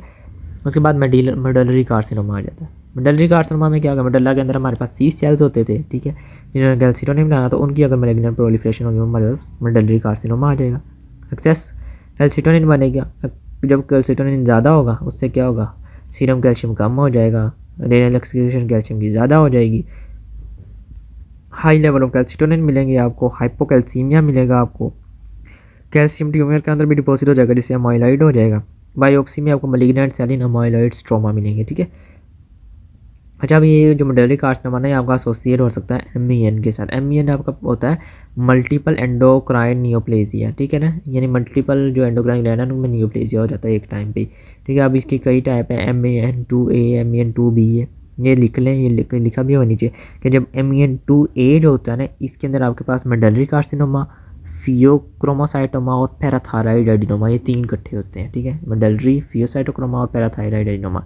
जबकि MEN2A जो है, ठीक है, 2A में ये तीन होंगे, जो 2B होगा ना उसके अंदर मेडलरी कार्सिनोमा आपके पास होगा, फियोक्रोमोसाइटोमा होगा, और जो तीसरा उसके अंदर होगा ना वो आपके पास ganglion neuroma of oral mucosa होगा, ठीक है ना। तीन तीन दोनों में हो रहा है, लेकिन जो तीसरा है ना वो डिफरेंट है, पहले दो दोनों में सेम है। 2A में आपके पास पैराथायराइड एडिनोमा होगा, 2B के अंदर आपके पास गैंग्लियन न्यूरोमाज ऑफ ओरल कैविटी होंगे। डिटेक्शन ऑफ RET म्यूटेशन, अगर अच्छा ये होता है किसकी वजह से, ये भी आपका RET जीन में म्यूटेशन के अंदर होता है। तो वो कहते हैं अगर आपको किसी वजह से पता लग गया ना कि पेशेंट उसके अंदर RET म्यूटेशन हुई है, तो आपको प्रोफाइलेक्टिकली ही उसका थायराइड रिमूव कर देना चाहिए, थायराइडेक्टोमी कर दे, क्योंकि आगे जाकर उसको थायराइड का मेडलरी कार्सिनोमा होना ही होना है फिर, ठीक है। उसके बाद हमारे पास आखिरी जो इसका है वो एनाप्लास्टिक कार्सिनोमा है। एनाप्लास्टिक आपको याद है कि एनाप्लास्टिक हम उसके लिए यूज़ करते हैं जो डिफरेंशिएटेड होते हैं, ठीक है। तो ये अनडिफरेंशिएटेड मैलिग्नेंट ट्यूमर होगा थायराइड का, ठीक है ना, एल्डरली पेशेंट के अंदर नजर आएगा। ये यहाँ पे याद रखना अपने एल्डरली पेशेंट में। अच्छा, ये भी लोकल स्ट्रक्चर को इन्वेड कर रहा है, डिस्फेगिया कर रहा है, रेस्पिरेटरी कॉम्प्रोमाइज़ कर रहा है, लेकिन अब हमने देखा था पीछे जो हमारी ग्रैनुलो वो था ना, सब एक्यूट ग्रैनुलोमेटस थायराइड नहीं, रिडल फिब्रोसिन थायराइडाइटिस, ठीक है ना। अब वो भी हमने देखा था कि ये लोकल स्ट्रक्चर को इन्वेड कर रहा था, और वो भी इसी तरह मतलब एक मैस्ता था, ठीक है। तो उन दोनों में हमने डिफ्रेंशिएट, वहाँ पे ही मैंने कहा था कि इन दोनों में डिफ्रेंशिएट आपका सिर्फ एक ही फैक्टर करता है। अगर आपके पास एक पेशेंट आया है, ठीक है, लोकल स्ट्रक्चर में इन्वेजन भी नज़र आ रही है आपको, ठीक है, और ट्यूमर भी है, तो आपने अगर स्वेलिंग हुई है अगर, तो वो यंग पेशेंट, फिर आपने जाना है रीडल फिब्रोसिन थायराइडाइटिस की तरफ, और अगर आपको ओल्डर पेशेंट लग रहा है फिर आपने एनाप्लास्टिक कार्सिनोमा की तरफ सोचना है। बाकी आपने कंफर्मेशन इसकी कहाँ से करनी है, बायोप्सी से आपको कंफर्मेशन हो जाएगी इसकी, ठीक है। तो ये अब हमारा थायराइड खत्म हो गया, अब हम शुरू करते हैं पैराथायराइड ग्लैंड। पैराथायराइड हार्मोन में जी मेजर इसका पैराथायराइड हार्मोन का क्या फंक्शन है जी, पैराथायराइड ग्लैंड ने से बनना है जी पैराथायराइड हार्मोन ने, और उसने क्या करना है, उसने ब्लड के अंदर, सीरम के अंदर फ्री कैल्शियम लेवल रेगुलेट करना होता है, इंक्रीज़ करना होता है, ठीक है। कैल्सिटोनिन ब्लड के अंदर कैल्शियम को कम करता है, पैराथायराइड हार्मोन कैल्शियम को इंक्रीज़ करता है, इसलिए इसकी बोन ऑस्टियोक्लास्ट के ऊपर इसका आता है, ठीक है। बोन ऑस्टियोक्लास्ट की एक्टिविटी बढ़ा देगा, लेकिन इंटेक्ट बढ़ाता है तो ऑस्टियोब्लास्ट, पहले ऑस्टियोब्लास्ट को स्टिमुलेट करता है, ऑस्टियोब्लास्ट फिर आगे ऑस्टियोक्लास्ट को स्टिमुलेट करते हैं, ठीक है। उसके अलावा ये क्या करेगा, इन विटामिन D को एक्टिवेट कर देगा, जिससे एब्जॉर्प्शन ऑफ कैल्शियम इंक्रीज़ हो जाएगी, ठीक है, और रेनल कैल्शियम अब्जॉर्प्शन को इंक्रीज़ करवा देगा, और फॉस्फेट की जो रीअब्जॉर्प्शन है उसको ये डिक्रीज़ करवा देगा। अब आ जाए प्राइमरी डिजीज़ क्या है, वही ये हाइपर पैराथायरॉयडिज्म हो सकता है या हाइपोपैराथायरॉयडिज्म हो सकता है। हाइपर के दो वजह, एक प्राइमरी हो सकती है, एक सेकेंडरी हो सकती है। प्राइमरी क्या है, जिसमें ग्लैंड ज़्यादा पैराथायरॉयड बनाना शुरू करते हैं, ठीक है। उसके कौन से कॉजेज हो सकते हैं जी, पैराथायरॉयड एडिनोमा हो गया जो 80% केसेज में होता है, या फिर स्पोरेडिक पैराथायरॉयड हाइपरप्लेजिया हो गया, या फिर पैराथायरॉयड कार्सिनोमा हो गया, ठीक है। कार्सिनोमा और हाइपरप्लेजिया लेस कॉमन है, एडिनोमा मोस्ट कॉमन है, ठीक है। एडिनोमा बिनाइन नियोप्लाज्म होता है, वन ग्लैंड को भी इन्वॉल्व कर सकता है, ठीक है, यूजली एक ग्लैंड को इन्वॉल्व करता है, ठीक है। स्टार्ट में है जो होता है ना एसिम्प्टोमेटिक होता है, ठीक है, और present with the consequences of increase period parathyroid hormone का लेवल इंक्रीज हुआ होगा, जिसकी वजह से क्या हो जाएगा, हाइपर कैल्सीमिया हो जाएगा। जब हाइपर कैल्सीमिया आपके पास होगा ना, उसकी वजह से आपको सिम्टम्स आएंगे, क्या आएंगे जी, नेफ्रोलिथियासिस हो सकता है, कैल्शियम आई है तो कैल्शियम ऑक्सलेट स्टोन के चांसेस बढ़ गए, नेफ्रो कैल्सिनोसिस हो सकता है, रेनल ट्यूब्यूल्स के अंदर वेंट्रोस्टेटिक कैल्सिफिकेशन हो गई है, CNS डिस्टर्बेंस, डिप्रेशन, सीजर्स आ सकते हैं, constipation, peptic ulcer disease, acute pancreatitis, क्योंकि जो कैल्शियम है ना वो एक्टिवेट कर देता है पेंक्रियाज के एंजाइम्स को। ओस्टाइटिस फिब्रोसा सिस्टिका यानी फिब्रोसिस और कैल्शियम डेपोजिशन बोन के अंदर, बोन से जो ओस्टाइटिस फिब्रोसा सिस्टिका है, इसमें क्या हो गया यहाँ पे बोन की रिजॉर्प्शन ज़्यादा हो जाएगी, क्योंकि कैल्शियम उसने ब्लड में लाना, कहाँ से लाना, बोन से लाना, तो बोन की रिजॉर्प्शन यहाँ पे ज़्यादा हो जाएगी और सिस्टिक स्पेसिस बन जाएंगी वहाँ पे। ऐसा इसके क्लिनिकल फीचर्स है। लेबोरेटरी डायग्नोसिस किया जाएगा, सीरम पीटीएच लेवल हाई हुआ होगा, कैल्शियम लेवल हाई होगा, लेकिन सीरम फॉस्फेट लेवल कम हुआ होगा क्योंकि ये फॉस्फेट को एक्सक्रीट करवा रहा था। यूरिनरी साइक्लिक एएमपी इंक्रीज होगा। ये क्यों इंक्रीज होगा? क्योंकि पैराथायराइड हार्मोन जो है ना वो साइक्लिक एएमपी पाथवे के थ्रू एक्ट करता है। उसके अलावा serum calcium, serum alkaline phosphatase भी यही होगा। ये क्यों होता है कि जब मैंने स्टार्ट में बताया ना पैराथायराइड हार्मोन एक्ट करता है थ्रू ऑस्टियोब्लास्ट को एक्टिवेट करता है। तो जब ये ऑस्टियोब्लास्ट को एक्टिवेट करता है ना, ऑस्टियोब्लास्ट बोन लेइंग हार्मोन है, तो बोन डेपोजिशन करवाने के लिए जो बोन के अंदर ने सीरम अल्कलाइन फॉस्फेट को हाई कर देता है, क्योंकि बोन की डेपोजिशन के लिए वो सीरम अल्कलाइन फॉस्फेट आता है, ठीक है ना, ताकि वहाँ पर कैल्शियम की डेपोजिशन हो सके। तो ये वो करवाने के लिए ना सीरम अल्कलाइन फॉस्फेट का लेवल हाई कर देते हैं ऑस्टियोब्लास्ट, तो सीरम अल्कलाइन फॉस्फेट का लेवल आपके पास हाई आएगा, ठीक है। उसके अलावा आपके पास ट्रीटमेंट क्या होगा? सर्जिकल रिमूवल कर दें आप पेप्टिड ग्लैंड का, ठीक है हो गया। सेकेंडरी हाइपर पैराथायराइडिज्म, सेकेंडरी के अंदर क्या होगा? यहाँ पे आपका पैराथायराइड हार्मोन नहीं बना रहा होगा, ठीक है ना, कुछ और वजह होगी पैराथायराइड हार्मोन की, यानी पैराथायराइड ग्लैंड के अंदर मसला कोई नहीं होगा, ठीक है ना। इसमें excess production period due to disease process extrinsic to the parathyroid gland, parathyroid gland के एक्सट्रिंसिक डिजीज़ है आपकी कोई, ठीक है। इसमें क्या हो सकता है? Chronic renal failure most common cause है। क्रोनिक रीनल फेलियर आया, क्रोनिक रीनल फेलियर से क्या होगा? जब आपका फॉस्फेट एक्सक्रीट होना बंद हो गया, फॉस्फेट एक्सक्रीट होना बंद हुआ है, सीरम फॉस्फेट हाई हो गया, उसने कैल्शियम सारा बाइंड कर लिया आपने, अब कैल्शियम फ्री कम हो गया ब्लड के अंदर।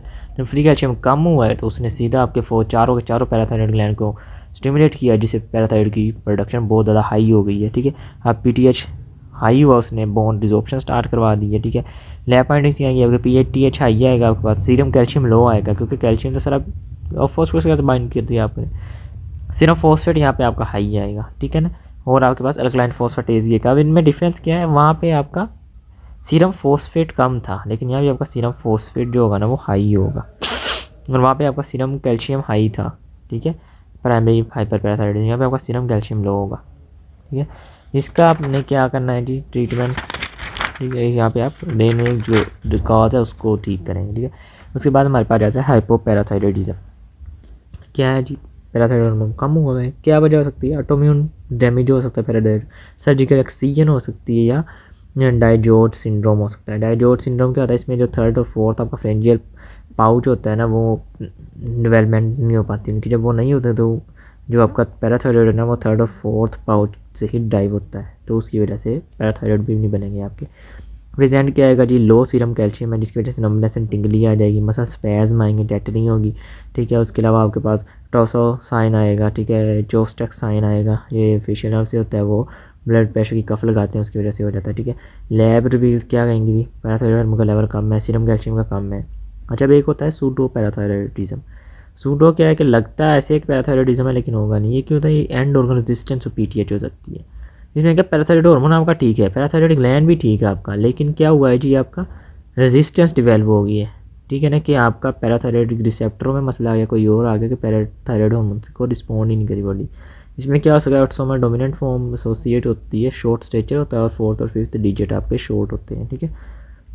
उसके बाद आ जाती है एंडोक्राइन पैंक्रियाज, यानी पैंक्रियाज मेजरली एक्सोक्राइन होता है, लेकिन इसका पोर्शन एंडोक्राइन भी होता है, ठीक है ना। तो एंडोक्राइन पोर्शन में क्या आता है जी? हमारे पास आइलेट्स ऑफ लंगर हैंड्स होते हैं, हमने पढ़े हुए हैं, उसके अंदर बीटा सेल आपके इंसुलिन बना रहे होते हैं, अल्फा सेल आपके ग्लूकागोन बना रहे होते हैं, ठीक है, एक और भी बना रहे होते हैं, लेकिन यहाँ पे हमने दो ही डिस्कस करने हैं।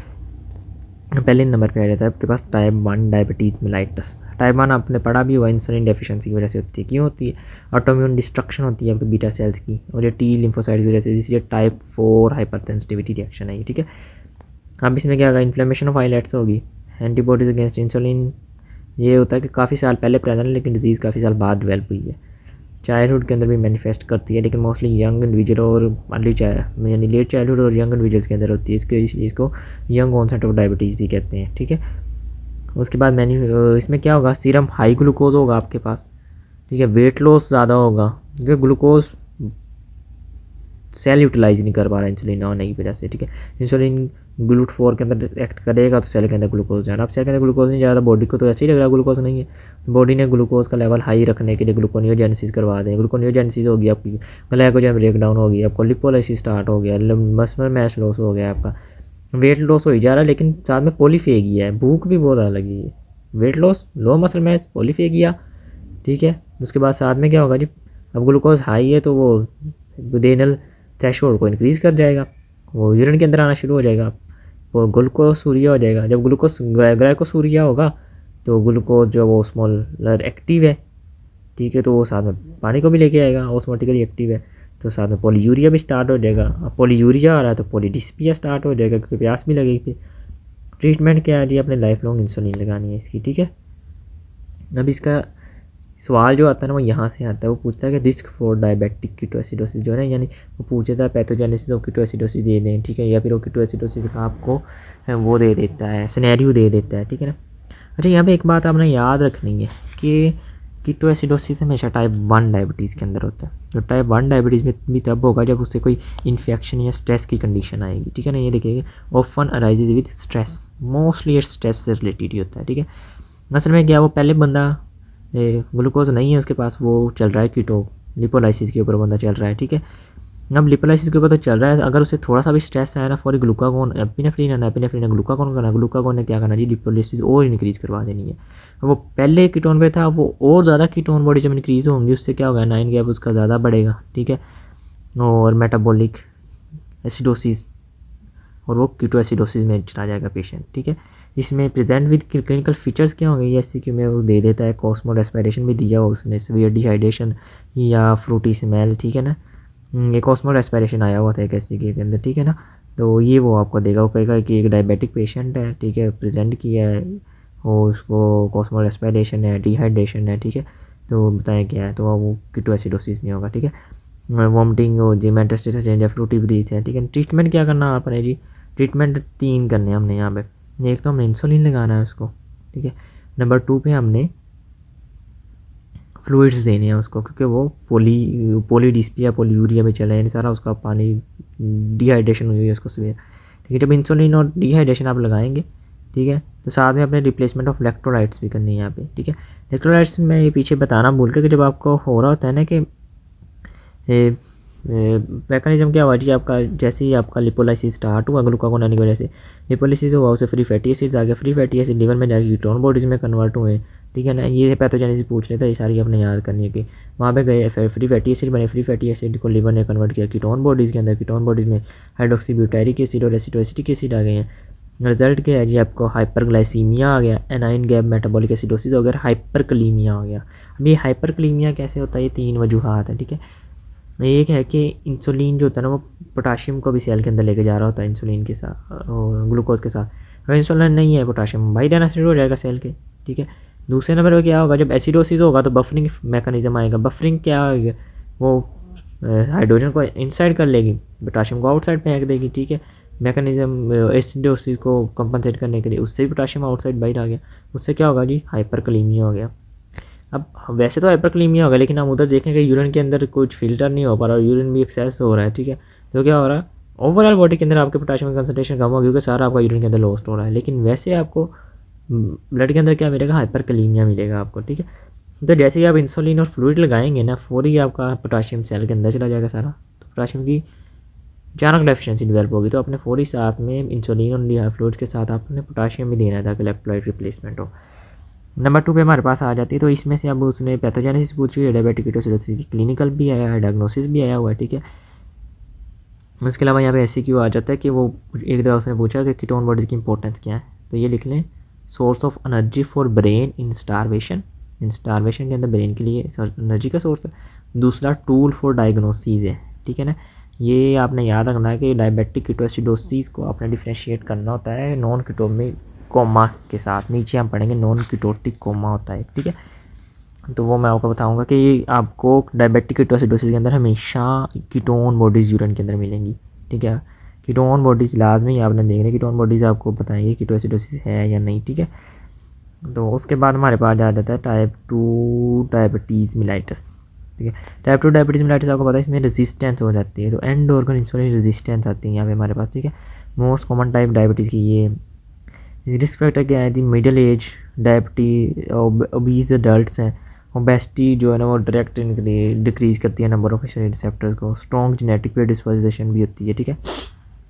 अच्छा, स्टार्ट में इंसुलिन लेवल हाई होते हैं, ठीक है ना। उसके बाद आहिस्ता आहिस्ता बीटा सेल आपके एग्जॉस्ट हो जाते हैं और आपके जो डैमेज हो जाते हैं सारे, ठीक है। और फिर आपकी इंसुलिन कम हो जाती है इसके अंदर डायबिटीज़ मेलाइटिस के अंदर, ठीक है। फिर एंड पे आपको इंसुलिन पे शिफ्ट होना पड़ता है। क्लिनिकल फीचर्स क्या है, पॉलीयूरिया, पॉलीडिस्पिया, हाइपरग्लाइसीमिया, वही, ठीक है। अब इसमें से जो SCQ आता है ना, एक तो उसने लिखा होता है एक बार इंसुलिन रेजिस्टेंस में नोट लिखना है, आपने लिख देना कि ओबेसिटी प्रीडिस्पोजिंग फैक्टर है। इसमें क्या होता है कि इंसुलिन सेल के अंदर नहीं जा पाता आपका, ठीक है। जेनेटिक भी हो सकता है, ठीक है। और ये इंसुलिन रेजिस्टेंस का उसने पूछा होता बस, इसी वजह से आपकी डिजीज़ कौन सी होगी, डायबिटीज़ टाइप 2 हो जाएगी, ठीक है। उसके बाद उसका इसमें से जो मेन, जब भी वो पूछता है ना डायबिटीज़ 2 का वो डायग्नोसिस के साथ वो इसकी लैब्स देता है कि आप डायग्नोस कैसे करेंगे वो बताएं। तो डायग्नोस्टिक टेस्ट इसके याद रख लें, ये 4 तो रट्टा मार लेने आपने, ठीक है ना। रैंडम ग्लूकोज अगर 200 मिलीग्राम से कम है, फास्टिंग आपका 126 से कम आ रहा है, ग्लूकोज टोलेरेंस टेस्ट किया है आपने वो 200 मिलीग्राम पर डेसीलीटर से कम है, ठीक है। और तीसरा आप लिख लें HbA1c, यानी HbA1c आपका 6.4 से अगर कम वो है, कम है तो फिर डायबिटीज़ या नॉर्मल, अगर उससे ज़्यादा आ गया आपका फिर डायबिटिक है। और अगर रैंडम आपका 200 से ज़्यादा है, फास्टिंग आपका 126 से ज़्यादा है, ग्लूकोज टोलेरेंस टेस्ट में भी आपका 200 से ज़्यादा आ रहा है, और आपका HbA1c भी 6.4 से ज़्यादा है, तो आपको टाइप 2 डायबिटीज़ मेलाइटिस है, ठीक है। 4 टेस्ट आपने याद कर लेने हैं वैल्यूज़ के साथ, ठीक है जी। तो ये कई बार उसने पूछे हुए हैं। दूसरा इसके साथ वो कभी कभी पूछा था कि प्री डायबिटिक क्या पेशेंट है, उसको आप कैसे असेस करेंगे, तो उसका आप लिख लें अगर फास्टिंग ग्लूकोज आपका ग्रेटर देन 100 है, लेस देन 126 है, यानी 126 और 100 के दरमियान है, तो हम उसको प्री डायबिटिक कहेंगे फास्टिंग शुगर। और जो ओरल ग्लूकोज टोलेरेंस टेस्ट आपने किया है उसके ऊपर अगर उसका ग्रेटर देन 140 आ रहा है, लेस देन 200 आ रहा है, यानी 140 और 200 के दरमियान आ रहा है लेवल मिलीग्राम पर डेसीलीटर, फिर हम उसको प्री डायबिटिक कहेंगे, ठीक है। और HbA1c में 5.6 to 6.4 के दरमियान अगर आ रहा है तो हम उसको प्री डायबिटिक कहेंगे। तो ये प्री डायबिटिक और डायबिटिक ये आपने याद कर लेने, कई बार उसने SCQ की पूछा हुआ है, ठीक है। उसके बाद आ जाता है जी रिस्क फॉर, इसका ट्रीटमेंट क्या करना है, वेट लॉस और ड्रग थेरेपी से करते हैं हम स्टार्ट में, लेकिन एंड पे जाके हमें एक्सोजीनस इंसुलिन लगानी पड़ती है। उसके बाद risk for hyperosmolar non ketotic coma. अच्छा, टाइप 2 के अंदर आपको कीटोएसिडोसिस बहुत रेयर चांस है, क्यों, यहाँ पे आपको हमेशा hyper osmolar non ketotic coma होगा। ये क्या होगा जी, जब हाइपरग्लाइसीमिया रह रहा है ना आपका, और तकरीबन 500 से ज़्यादा हो गया, हमें पता था कि ग्लूकोज थ्रेशोल्ड से ज़्यादा हो गया किडनी के, ठीक है, तो यूरिन के अंदर आना शुरू हुआ। अब जब ग्लूकोज यूरिन के अंदर जा रहा है तो ऑस्मोटिक एक्टिव, उसने साथ में वाटर भी लेके जाना है, तो वाटर इतना ज़्यादा जाता है, इतनी लाइफ थ्रेटनिंग डायरेसिस होती है, हाइपरटेंशन हो जाती है और बंदा कोमा में चला जाता है। इसको कहते हैं hyper osmolar non ketotic coma, non ketotic, ठीक है। Ketones are absent due to small amount of circulating insulin. असल में ये क्या होता है कि डायबिटीज़ मेलाइटिस के अंदर इंसुलिन से रेजिस्टेंस आई है, ठीक है। और अगर बीटा सेल भी है तो कुछ अमाउंट में इंसुलिन ज़रूर आ रही होगी, ठीक है। तो स्मॉल अमाउंट में भी अगर इंसुलिन आपकी बॉडी के अंदर प्रेजेंट है तो उसने ग्लूकागोन को तो नहीं ना आने देना, उसने ग्लूकागोन को इनहिबिट करके रखना है, ठीक है। तो यहाँ पे आपके कीटोन्स नहीं आए, कीटोन्स आने के लिए आपका ज़रूरी है कि इंसुलिन बिल्कुल ना हो और आपके ग्लूकागोन आए, क्योंकि ग्लूकागोन ने आपके लिपोलिसिस करवाना है, ठीक है। तो यहाँ पे क्या होगा, फिर इसके अंदर कीटोन्स नहीं आपको मिलेंगे, ठीक है, लेकिन उसके अंदर हमारे यूरिन के अंदर कीटोन्स का जिक्र लाजमी करेगा वो कीटोएसिडोसिस के अंदर, ठीक है। उसके बाद हमारे पास आ जाता है जी long term consequences of diabetes, ठीक है। इसमें क्या होगा कि नॉन एंजाइमिक ग्लाइकोसाइलेशन हो जाएगी वेस्कुलर बेसमेंट मेम्ब्रेन के, जितनी बेसमेंट मेम्ब्रेन है ना आपकी, उनके साथ ग्लूकोज लग जाना, और इसके लिए उसको किसी एंजाइम की जरूरत भी नहीं, क्योंकि हाई ले रहा है तो उसकी ग्लाइकोसाइलेशन कर देने से। अब अगर लार्ज वेसल्स का हो जाए, इससे क्या होगा, थीरोस्क्लेरोसिस हो जाएगा। कार्डिक वेस्कुलर डिजीज़ हुई है तो हार्ट फेलियर की तरफ जा सकती है, डेथ की तरफ जा सकती है। पेरिफेरल वेस्कुलर डिजीज़ हुई, यानी पेरिफेरल जो वेस्कुलर थी बड़ी वेसल्स इनकी हो गई है, उससे क्या होगा, नॉन ट्रॉमेटिक एम्प्यूटेशंस करनी पड़ जाती हैं हमें, ठीक है ना।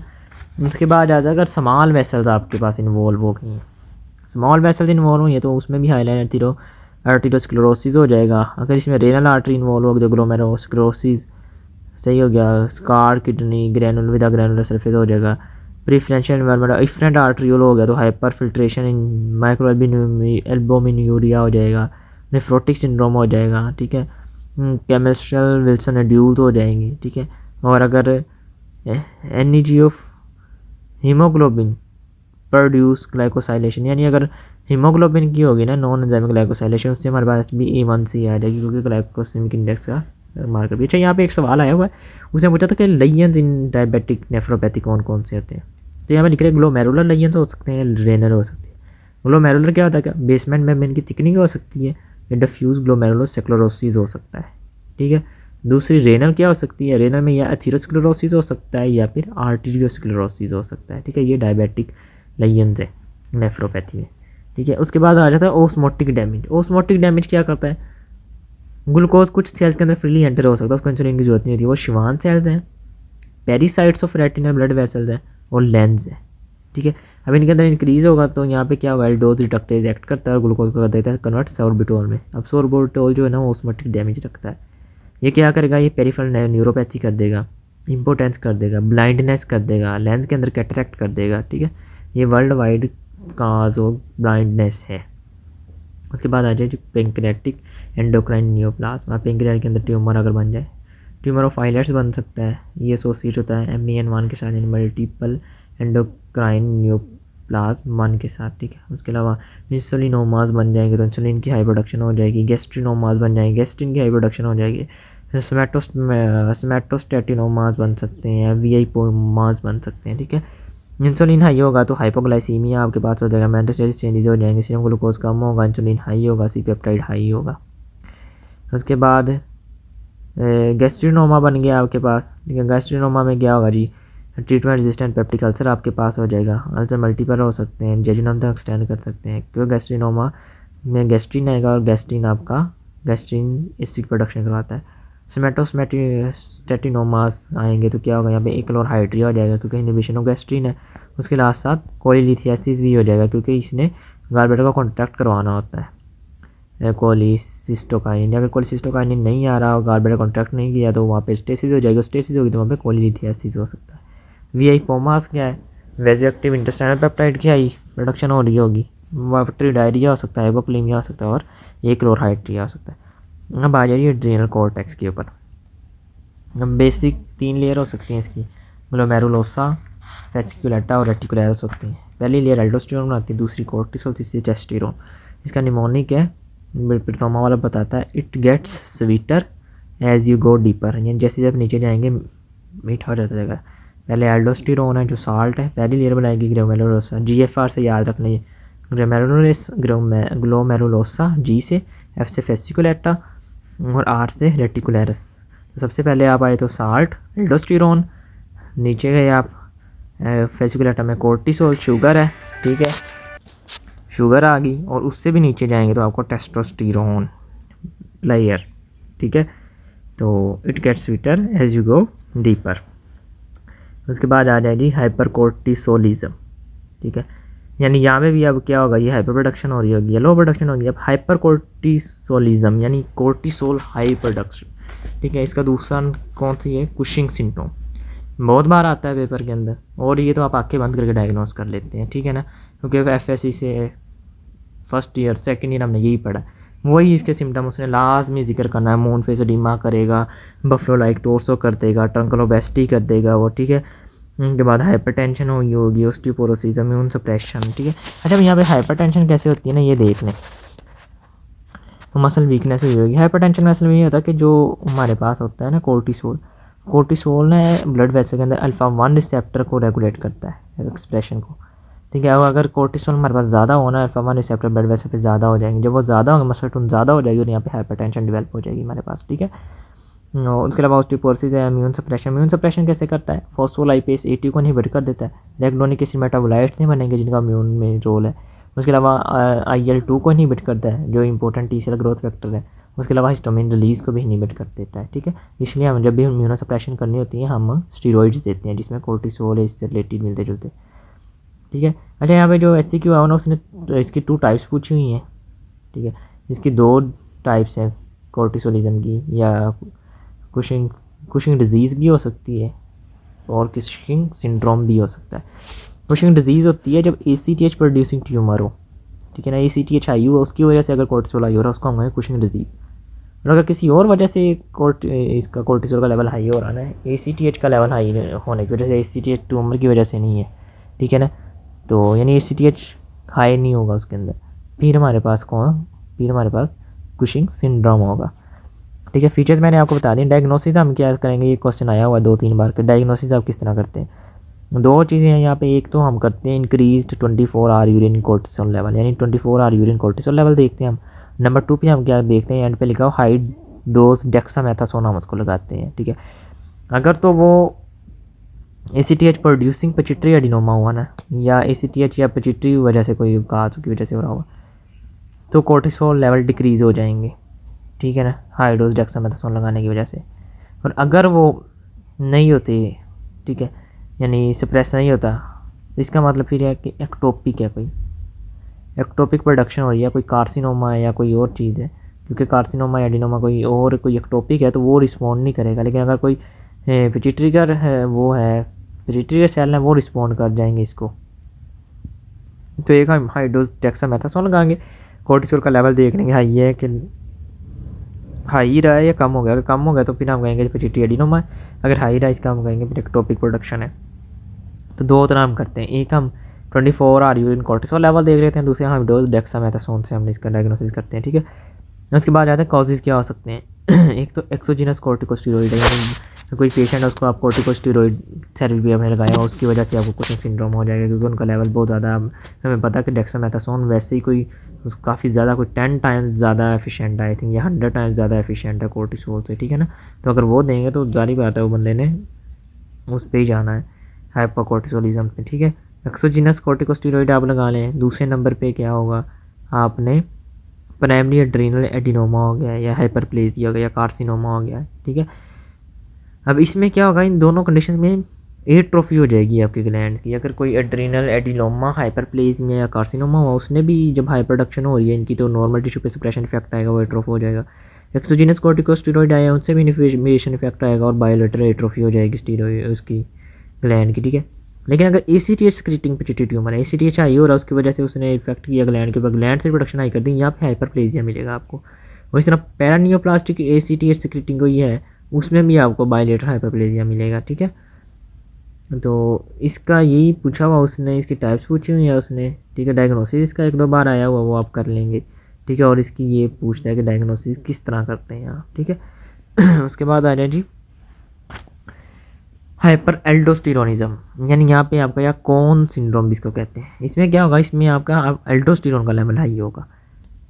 प्रेजेंट कैसे करेगा, हाइपरटेंशन हुई होगी क्योंकि सोडियम टेंशन हो रही है, सोडियम टेंशन से क्या वाटर टेंशन हो रही है। हाइपोकलीमिया होगा क्योंकि ये पोटेशियम की एक्सक्रीशन करवाता है। मेटाबॉलिक एल्कलोसिस में पेशेंट होगा, ठीक है। उसमें एल्डोस्टेरोन क्या करवाएगा, सोडियम की एब्सॉर्प्शन इंक्रीज़ करवा रहा है, पोटेशियम और हाइड्रोजन की एक्सक्रीशन इंक्रीज़ करवा रहा है, ठीक है। हाइपरटेंशन हो सकती है इसमें। अब 2 हो सकते हैं, या प्राइमरी के हाइपर एल्डोस्टेरोनिज्म है या सेकेंडरी हाइपर एल्डोस्टेरोनिज्म है। प्राइमरी आपको पता है कोई ना कोई ग्लैंड का मसला होगा, तो इसमें क्या हो सकता है, स्पोरेडिक एड्रीनल हाइपरप्लेजिया हो गया, एड्रीनल एडिनोमा हो गया, एड्रीनल कार्सिनोमा हो गया, ठीक है। इसमें क्या होगा, इसमें हमारे पास एल्डोस्टेरोन हाई होगा, लेकिन यहाँ पे हमारे पास रेनिन का लो होगा, ठीक है ना। ये आपका डायग्नोस्टिक है कि रेनिन यहाँ पे लो होगा। सेकेंडरी क्या है, सेकेंडरी में ये है कि कोई और मसला है जिससे आपका रेनिन एंजियोटेंसिन सिस्टम एक्टिवेट हुआ है और एंजियोटेंसिन सिस्टम ने स्टिमुलेट की है प्रोडक्शन ऑफ एल्डोस्टेरोन। अब यहाँ पे जब एंजियोटेंसिन स्टिमुलेट होगा ना, उस टाइम पे रेनिन और एल्डोस्टेरोन दोनों की हाई करनी है, ठीक है। तो यहाँ पे आपको रेनिन और एल्डोस्टेरोन दोनों हाई मिलेंगे सेकेंडरी एल्डोस्टेरोनिज्म के अंदर, ठीक है।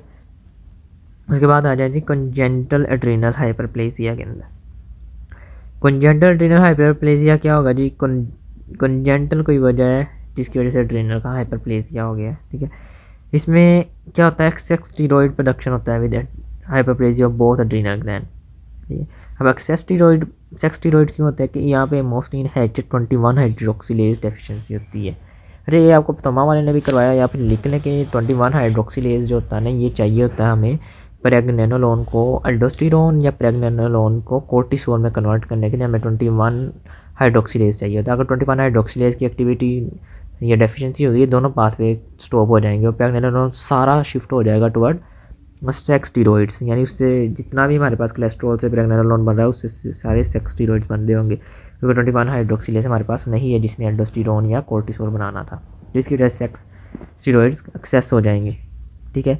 अब डेफिशिएंसी ऑफ कोर्टिसोल की वजह से क्या होगा, इंक्रीज एसीटीएच एक्सक्रीशन हो जाएगी which result in bilateral adrenal hyperplasia की वजह ये है, ठीक है। क्लिनिकल फीचर्स क्या आएंगे, सॉल्ट वेस्टिंग है, हाइपोनेट्रीमिया है, हाइपरकलीमिया है, हाइपोवोल्मिया है, क्यों एल्डोस्टेरोन नहीं आ रहा, लाइफ थ्रेटनिंग हाइपोटेंशन होगी क्योंकि कोर्टिसोल ने वेस्कुलर टोन को मेंटेन करके रखना था। अब सेक्स स्टीरॉइड को हाई हुए हैं, उससे क्या होगा, क्लाइटोरल इनलार्जमेंट फीमेल्स के अंदर हो जाएगी और प्रीकोशियस प्यूबर्टी मेल्स के अंदर हो जाएगी, ठीक है। देखिए आपने याद रखना है कंजेनिटल एड्रेनल हाइपरप्लेजिया। उसके बाद आपके पास एड्रेनल इंसुफिशिएंसी भी हो सकती है, जिसमें क्या होगा, ये एड्रेनल हार्मोन आपके पास नहीं है। अब ये एक्यूट भी हो सकता है, क्रॉनिक भी हो सकता है। एक्यूट आपने याद रखना है, आपने पढ़ा भी स्केच के अंदर, वाटर हाउस फ्रेडरिशन सिंड्रोम। ठीक है, ये क्या होता था, यानी जो मेनिंजाइटिस इन्फेक्शन होती थी हमारे अंदर, उसके अंदर डिसेमिनेटेड इंट्रावास्कुलर कोआगुलेशन हो जाती है, जिसकी वजह से हेमरेजिक नेक्रोसिस होता है एड्रेनल ग्लैंड का, ठीक है। इसको एक्यूट इंसुफिशिएंसी कहते हैं, एक्यूट होता है इन्फेक्शन के दौरान, ठीक है। दूसरी हमारे पास है, इसमें क्या होगा, कोर्टिसोल लेक नई हाइपरटेंशन हो जाएगी जो लीडिंग काज ऑफ डेथ होती है। दूसरा हमारे पास हो सकती है क्रोनिक इंसुफिशिएंसी। क्रोनिक अब क्यों होगी, ऑटोइम्यून डिस्ट्रक्शन हो जाए, टीबी हो जाए, ठीक हो गया, मेटास्टेटिक कैंसर हो जाए। अब यहाँ पे सवाल आया हुआ इसका भी, ठीक है ना, इसमें उसने 2 बार पूछा हुआ कि वो कहता है 6 कॉजेज लिखते हैं एड्रेनल इंसुफिशिएंसी के, ठीक है। एक तो ये आपके पास ऑटोइम्यून डिस्ट्रक्शन आ गई, एक आपके पास टीबी आ गई, एक आपके पास मेटास्टेटिक कैंसर आ गया, ठीक है, ठीक है। उसके अलावा आपने लिख देना चाहिए, कभी कभी एड्रेनल इंसुफिशिएंसी के पूछे तो उसके अंदर आप एडिसन डिजीज़ भी लिख दें, उसके अंदर आप एक्यूट भी लिख दें, ठीक है। लेकिन कभी कभी वो पूछता है कि सिर्फ क्रोनिक इंसुफिशिएंसी का लिखें, ठीक है ना, या फिर कभी कभी वो लिखता है सिर्फ एडिसन डिजीज़ का लिखें। क्रोनिक इंसुफिशिएंसी का हम दूसरा नाम एडिसन डिजीज़ होता है। उसके अंदर आपने 3 तो ये लिखने, या फिर 3 बाकी पास पेपर वाले लिख लें, एक HIV एड्स लिख लें, ठीक है, एक अमाइलोइडोसिस लिख लें और एक लिम्फोमा लिख लें, ठीक है। ये 6 काजेज हैं। इसके अंदर वो लैब्स पूछ लेता है कि 2 लैब्स बताएं। लैब जिसमें क्या होंगी, शॉर्ट या डायग्नोस्टिक टेस्ट पूछ लेता है, कौन से करेंगे आप, शॉर्ट ACT स्टिमुलेशन टेस्ट करते हैं हम, ठीक है, या फिर हम सीरम कोर्टिसोल लेवल देखते हैं इसके अंदर, ठीक है, एड्रेनल इंसुफिशिएंसी के अंदर सीरम कोर्टिसोल लेवल यहाँ पे कम हुआ होता है हमारे पास, ठीक है। तो उसके अलावा जी यहाँ पे जी क्लिनिकल फीचर्स हमारे पास क्या आएंगे, हाइपोटेंशन आ रहा है, हाइपोनेट्रीमिया आ रहा है, हाइपोवोल्मिया आ रहा है, हाइपरकलीमिया आ रहा है, वीकनेस आ जाएगी, ठीक है। हाइपर पिगमेंटेशन क्यों आती है, जब आपके पास एड्रेनल इंसुफिशिएंसी हुई है, ACTH का लेवल आपके पास हाई हुआ होगा, ठीक है। जब ACTH का लेवल जब आपके पास हाई होता है ना, तो ACTH जब भी बनता है उसके साथ बाय प्रोडक्ट में मेलानोसाइट बनता है, तो मेलानोसाइट क्या कर देगा, वो आपके पास पिगमेंटेशन कर देगा स्किन की एक्सेस से, जिससे एडिसन डिजीज़ भी हम एडिसन डिजीज़ का एक फीचर होता है कि हाइपर पिगमेंटेशन हो जाएगी आपके पास। अच्छा, अब यहाँ पे साथ में क्या होगा, वॉमिटिंग और डायरिया हमारे पास हो जाएगा, ठीक है। अब इसका कैसे क्यों क्या, उसने कॉजेज़ पूछे हुए हैं, ठीक हो गया। और उसके अलावा उसने क्या पूछा हुआ था, इसके 2 उसने कहा था डायग्नोस्टिक टेस्ट बता दें, शॉर्ट ACT स्टिमुलेशन टेस्ट है या फिर सीरम कोर्टिसोल लेवल है। अब ये यहाँ पे लिखा तो नहीं हुआ ये, लेकिन ये समझा देता हूँ कि शॉर्ट ACT स्टिमुलेशन टेस्ट क्यों करते हैं। ये असल में हम डिफ्रेंशिएट करने के लिए करते हैं कि हमारे पास एडिसन डिजीज़ प्राइमरी है या सेकेंडरी है, ठीक है ना, यानी ACTH की वजह से हो रही है, ACTH की वजह से हो रही है, ACTH डिपेंडेंट नहीं है एड्रेनल इंसुफिशिएंसी, ठीक है ना। यानी ये कि अगर इसके अंदर आपके पास एड्रेनल ग्लैंड का मसला है, लेकिन ACTH लेवल इंक्रीज़ किया हुआ है आपके पास, ठीक है, जिसकी वजह से आपको हाइपर पिगमेंटेशन भी हो रही है। ये क्या, आपके पास ACTH का ही लेवल कम हुआ हुआ है, ACTH का लेवल कम हुआ होगा तो आपके पास एड्रेनल इंसुफिशिएंसी अल्टीमेटली हो जाएगी, क्योंकि स्टिमुलेटर तो वही है ये, तो उसमें दोनों का कम हुआ होगा, फिर ACTH भी कम हुआ होगा और आपके पास वो क्या कहते हैं एड्रेनल इंसुफिशिएंसी भी होगी। तो जब आप शॉर्ट ACTH लगाएंगे ना, अगर फौरी आपके एड्रेनल इंसुफिशिएंसी ठीक हो गई है, ठीक है, तो इसका मतलब है कि वो ACTH की वजह से है। लेकिन अगर वो फौरी ठीक नहीं हुई, ठीक है, इसका मतलब ACTH का लेवल पहले भी हाई है और वो कोई एक्टिंग कर रहा, ठीक है, तो इसका मतलब आपका जो काज है वो एड्रेनल ग्लैंड के अंदर मसला है, ठीक है। उसके बाद है एड्रेनल मेडल्ला। एड्रेनल मेडल्ला क्या बनाता है हमारे पास, हमें पता है कैटेकोलामीन सारी सिंथेसिस यहाँ से होती है, ठीक है ना। अब इसका क्वेश्चन एक ही बार पूछा हुआ उसने, वो SCQ में मॉर्फोलॉजी पूछी हुई है इसकी, वो मैं पे करा देता हूँ आपको, ठीक है। अब इसके क्या होगा जी, ट्यूमर है तो एक्सेस प्रोडक्शन हो जाएगी, इसको फियोसाइटोक्रोमा भी कहते हैं, ट्यूमर ऑफ क्रोमा सेल्स होता है, ठीक है। क्लिनिकल फीचर्स में क्या होगा जी, अब सोडिक हाइपरटेंशन हुई होगी, हेडेक हुआ होगा, पाल्पिटेशन, ट्रैकिकार्डिया, स्वेटिंग, यानी आपके सिम्प्लेक्स सिम्टम्स आई हुए होंगे। डायग्नोसिस आपने क्या करना, आपने सीरम मेटा नेफ्रीन या इंक्रीज 24 आर यूरिन मेटानेफ्राइन्स या फिर विनाइल मेंडेलिक एसिड कर लेंगे। ये असल में क्या है, ये मेटाबोलाइट्स हैं आपके पास एपिनेफ्रिन और नॉन एपिनेफ्रिन। तो जब भी इन दोनों का लेवल हाई होगा तो उनके मेटाबॉलिसिस से उनके मेटाबोलाइट यूरिनरी प्रोडक्ट हाई हुए होंगे। ट्रीटमेंट क्या है, सर्जिकल एक्ससीजन कर देंगे आप, ठीक है। लेकिन सर्जिकल एक्ससीजन से एक चीज़ याद रखना, जब सर्जिकल एक्सरसाइज करने से पहले अगर वो अचानक लीक कर देता है काफ़ी हाई अमाउंट के अंदर आपके पास ना ये कैटेकोलामिन, इसलिए उसको सबिफोर सर्डिफेनॉक्सी बेंजामीन इरिवर्सिबल अल्फा ब्लॉकर दे देते हैं हम, ठीक है, ताकि अगर एक्सेस प्रोडक्ट रिलीज़ हो भी गया हार्मोन ड्यूरिंग सर्जरी तो उसको हाइपरटेंसिव क्राइसिस ना आए। अल्फा ब्लॉकर इरिवर्सिबल उसके इनहिबिट किए होंगे हमने, ठीक है। अच्छा, इसके अंदर एक रूल ऑफ 10 है, ठीक है ना। रूल ऑफ 10 क्या होता है, एडिशनल फीचर है इसके, 10% बाइलेटरल होता है, ये 10% फेमिलियल होता है, 10% मैलिग्नेंट हो सकता है और 10% चांसेस में ड्रेनल मेडल्ला से बाहर लोकेटेड होता है ये, ठीक है। बाहर कहाँ पे होता है, ब्लैडर वाल पे हो सकता है या आर्गन ऑफ जिकल लैंड या फिर आपके पास इन्फीरियर मेजेंटेरिक आर्टरी की रूट के ऊपर, यानी ऑर्गन ऑफ जिकर कैंडल जो है ना वो आपका इन्फीरियर मेजेंटेरिक आर्टरी की रूट के ऊपर प्रेजेंट है, ठीक है। उसके बाद आ जाता है ये एसोसिएटेड हो सकता है MEN 2A या 2B के साथ भी, वो हमने पहले मैं बताया भी था। उसके अलावा ये वोन हिपल लिंडो डिजीज़ के साथ भी एसोसिएट हो सकता है और न्यूरो फाइब्रोमाटोसिस की टाइप 1 के साथ भी एसोसिएट हो सकता है, ठीक है ना। और इसके अंदर इस तरह हमारा चैप्टर कंप्लीट हो गया, ठीक है ना। तो अब जो 2-3 मॉर्फोलॉजीज़ थी वो मैं आपको करवा देता हूँ। मॉर्फोलॉजीज़ एक मैंने बताया था कि होशिमोटोस थायराइडाइटिस की बहुत बार पूछी हुई है, ठीक है ना। ये तकरीबन 3-4 बार आई हुई है, ठीक है। इन 2015, 17, 20 के अंदर पूछी हुई है, ठीक है ना। इसका जो ग्रोस होंगे वो है थायरॉइड डिफ्यूज एंड सिमेट्रिकल इलाज होगा, ठीक है। और उसके बाद इसकी माइक्रोस्कोपिक है, उसके लिए निमोनिक भी है। माया विल अचीव हाई फेम, ठीक है। माया विल अचीव हाई फेम, माया के M से होता है कि मोनोन्यूक्लियर इन्फ्लेमेटरी इन्फिल्ट्रेट आपको नज़र आएंगे, ठीक है ना। मोनोन्यूक्लियर इन्फ्लेमेटरी इन्फिल्ट्रेट मिलेंगे आपको containing small lymphocyte and plasma cells. Number 2 पे क्या होगा आपके पास, W से वेल डेवलप्ड जर्मिनल सेंटर्स आएंगे आपके पास, ठीक है। उसके बाद नंबर जो 3 है अचीव, तो A से आपको क्या मिलेगा, आपको एट्रोफिक थायराइड फॉलिकल, यानी थायराइड फॉलिकल जो होंगे उनमें एट्रोफी हुई होगी, ठीक है।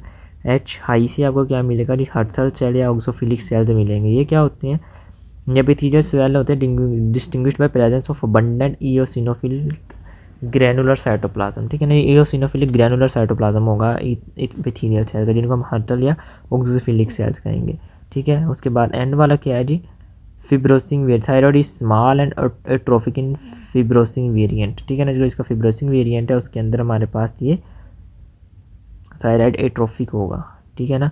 तो कैसे याद रखना, Maya will achieve high fame, mononuclear inflammatory infiltrate, well developed germinal centre, thyroid atrophic, Hurthle और ऑक्सोफिलिक सेल्स नजर आएंगे आपको, और साथ में आपके पास फिब्रोसिंग वेरिएंट के अंदर थायराइड स्मॉल और एट्रोफिक होगा। दूसरी जो हमारे पास आई हुई है यानी मॉर्फोलॉजी, वो हमारे पास आई हुई थी पेपिलरी कार्सिनोमा की, ठीक है ना। पेपिलरी कार्सिनोमा की उसने 2-3 बार पूछी हुई है।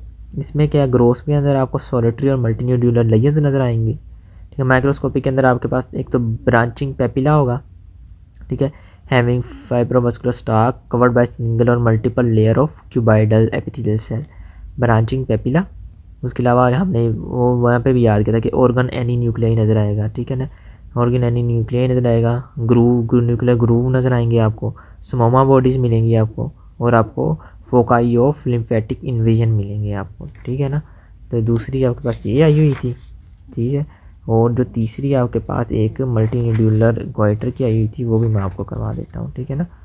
मॉर्फोलॉजी मल्टीन्यूड्यूलर गोइटर, तो मल्टीन्यूड्यूलर गोइटर जो है ना इसके अंदर आपके पास जो एक तो कट सरफेस में तो आपको मल्टीन्यूड्यूल नज़र आएंगे ना। माइक्रोस्कोपिक में आप में क्या नज़र आएगा, फ्लैटेंड और क्यूबाइडल इन्वोल्यूशन होगी, कोलाइड इज अबंडेंट होगा, रिकरेंट एपिसोड्स ऑफ हाइपरप्लेजिया और involution combined to produce a more irregular enlargement of thyroid gland, ठीक है। यानी एक आपके पास फ्लैटेंड और cuboidal during period of involution होगा, कोलाइड आपके पास अबंडेंट होगा इन लेटर पीरियड्स, ठीक है। उसके बाद रिकरेंट एपिसोड्स ऑफ हाइपरप्लेजिया और इन्वोल्यूशन मिलेंगे, ठीक है, जो lead to the thyroid term at multinodular goitre. ये आपको माइक्रोस्कोपी मिलेगी इसकी, ठीक है। अच्छा, आखिरी जो हमारे पास थी वो फियोक्रोमोसाइटोमा की थी, ठीक है ना। इसकी जो ग्रोथ है वो होता है growth range in size small circumscribed lesions confined to adrenal to large, ठीक है। हेमरेजिक में ऐसे नज़र आएंगे आपको। उसके बाद इसकी जो माइक्रोस्कोपिक है ना, माइक्रोस्कोपिक में आप ऑन माइक्रोस्कोपिक एग्जामिनेशन क्रोमोसाइटोमा जो होंगे ना वो polygonal to spindle shift chromaffin cells नज़र आएंगे आपको। एक तो polygonal to spindle shift chromaffin cells and the supporting cells, ठीक है। उसके बाद आपको रिच वेस्कुलर नेटवर्क नज़र आएगा, ठीक है। Cytoplasm of the neoplastic cell often has a finely granular appearance, ठीक है। जो साइटोप्लाज्म होगा इनका वो फाइनली ग्रैन्युलर अपीयरेंस होगा, ठीक है ना। Highlighted by a variety of silver stains, ठीक है। उसके बाद सिल्वर स्टेन्स क्यों आ रहे होंगे? ड्यू टू प्रेजेंस ऑफ कैटिकोलामीन्स, ठीक है। एक आपको क्रोमाफिन सेल्स नजर आएंगे पॉलीगोनल, दूसरे नंबर पे आपको साइटोप्लाज्म के अंदर सिल्वर स्ट्रेन्स नजर आएंगी वैरायटी ऑफ, और तीसरा आपके पास न्यूक्लियर होता है neoplastic cell are often quite pleomorphic, ठीक है। ये तीन माइक्रोस्कोपिक फीचर हैं। ग्रोथ में आपको ये रेंज का स्मॉल साइज सर्कमस्क्राइब्ड लेजन्स मिलेंगे, ठीक है। और स्मॉलर पियो yellow tan well defined lesions होंगे, ठीक है ना। तो ये होगी हमारी ये। अच्छा, दो वेरिएंट मैंने आपको कहा था कि लिखवाने पेपिलरी कार्सिनोमा के, वो लिख लें। वो एक होता है फॉलिकुलर और एक होता है इनकैप्सुलेटेड फॉलिकुलर। ये दो उसके माइक्रोस्कोपिक वेरिएंट्स हैं पेपिलरी कार्सिनोमा के। इस तरह हमारा एक चैप्टर कंक्लूड होता है। कोई चीज़ गलत सही ना समझा सका हूँ या कोई प्रोनाउंसिएशन में गलती हुई तो माजरत। बाकी दुआ में याद रखें। अस्सलाम वालेकुम।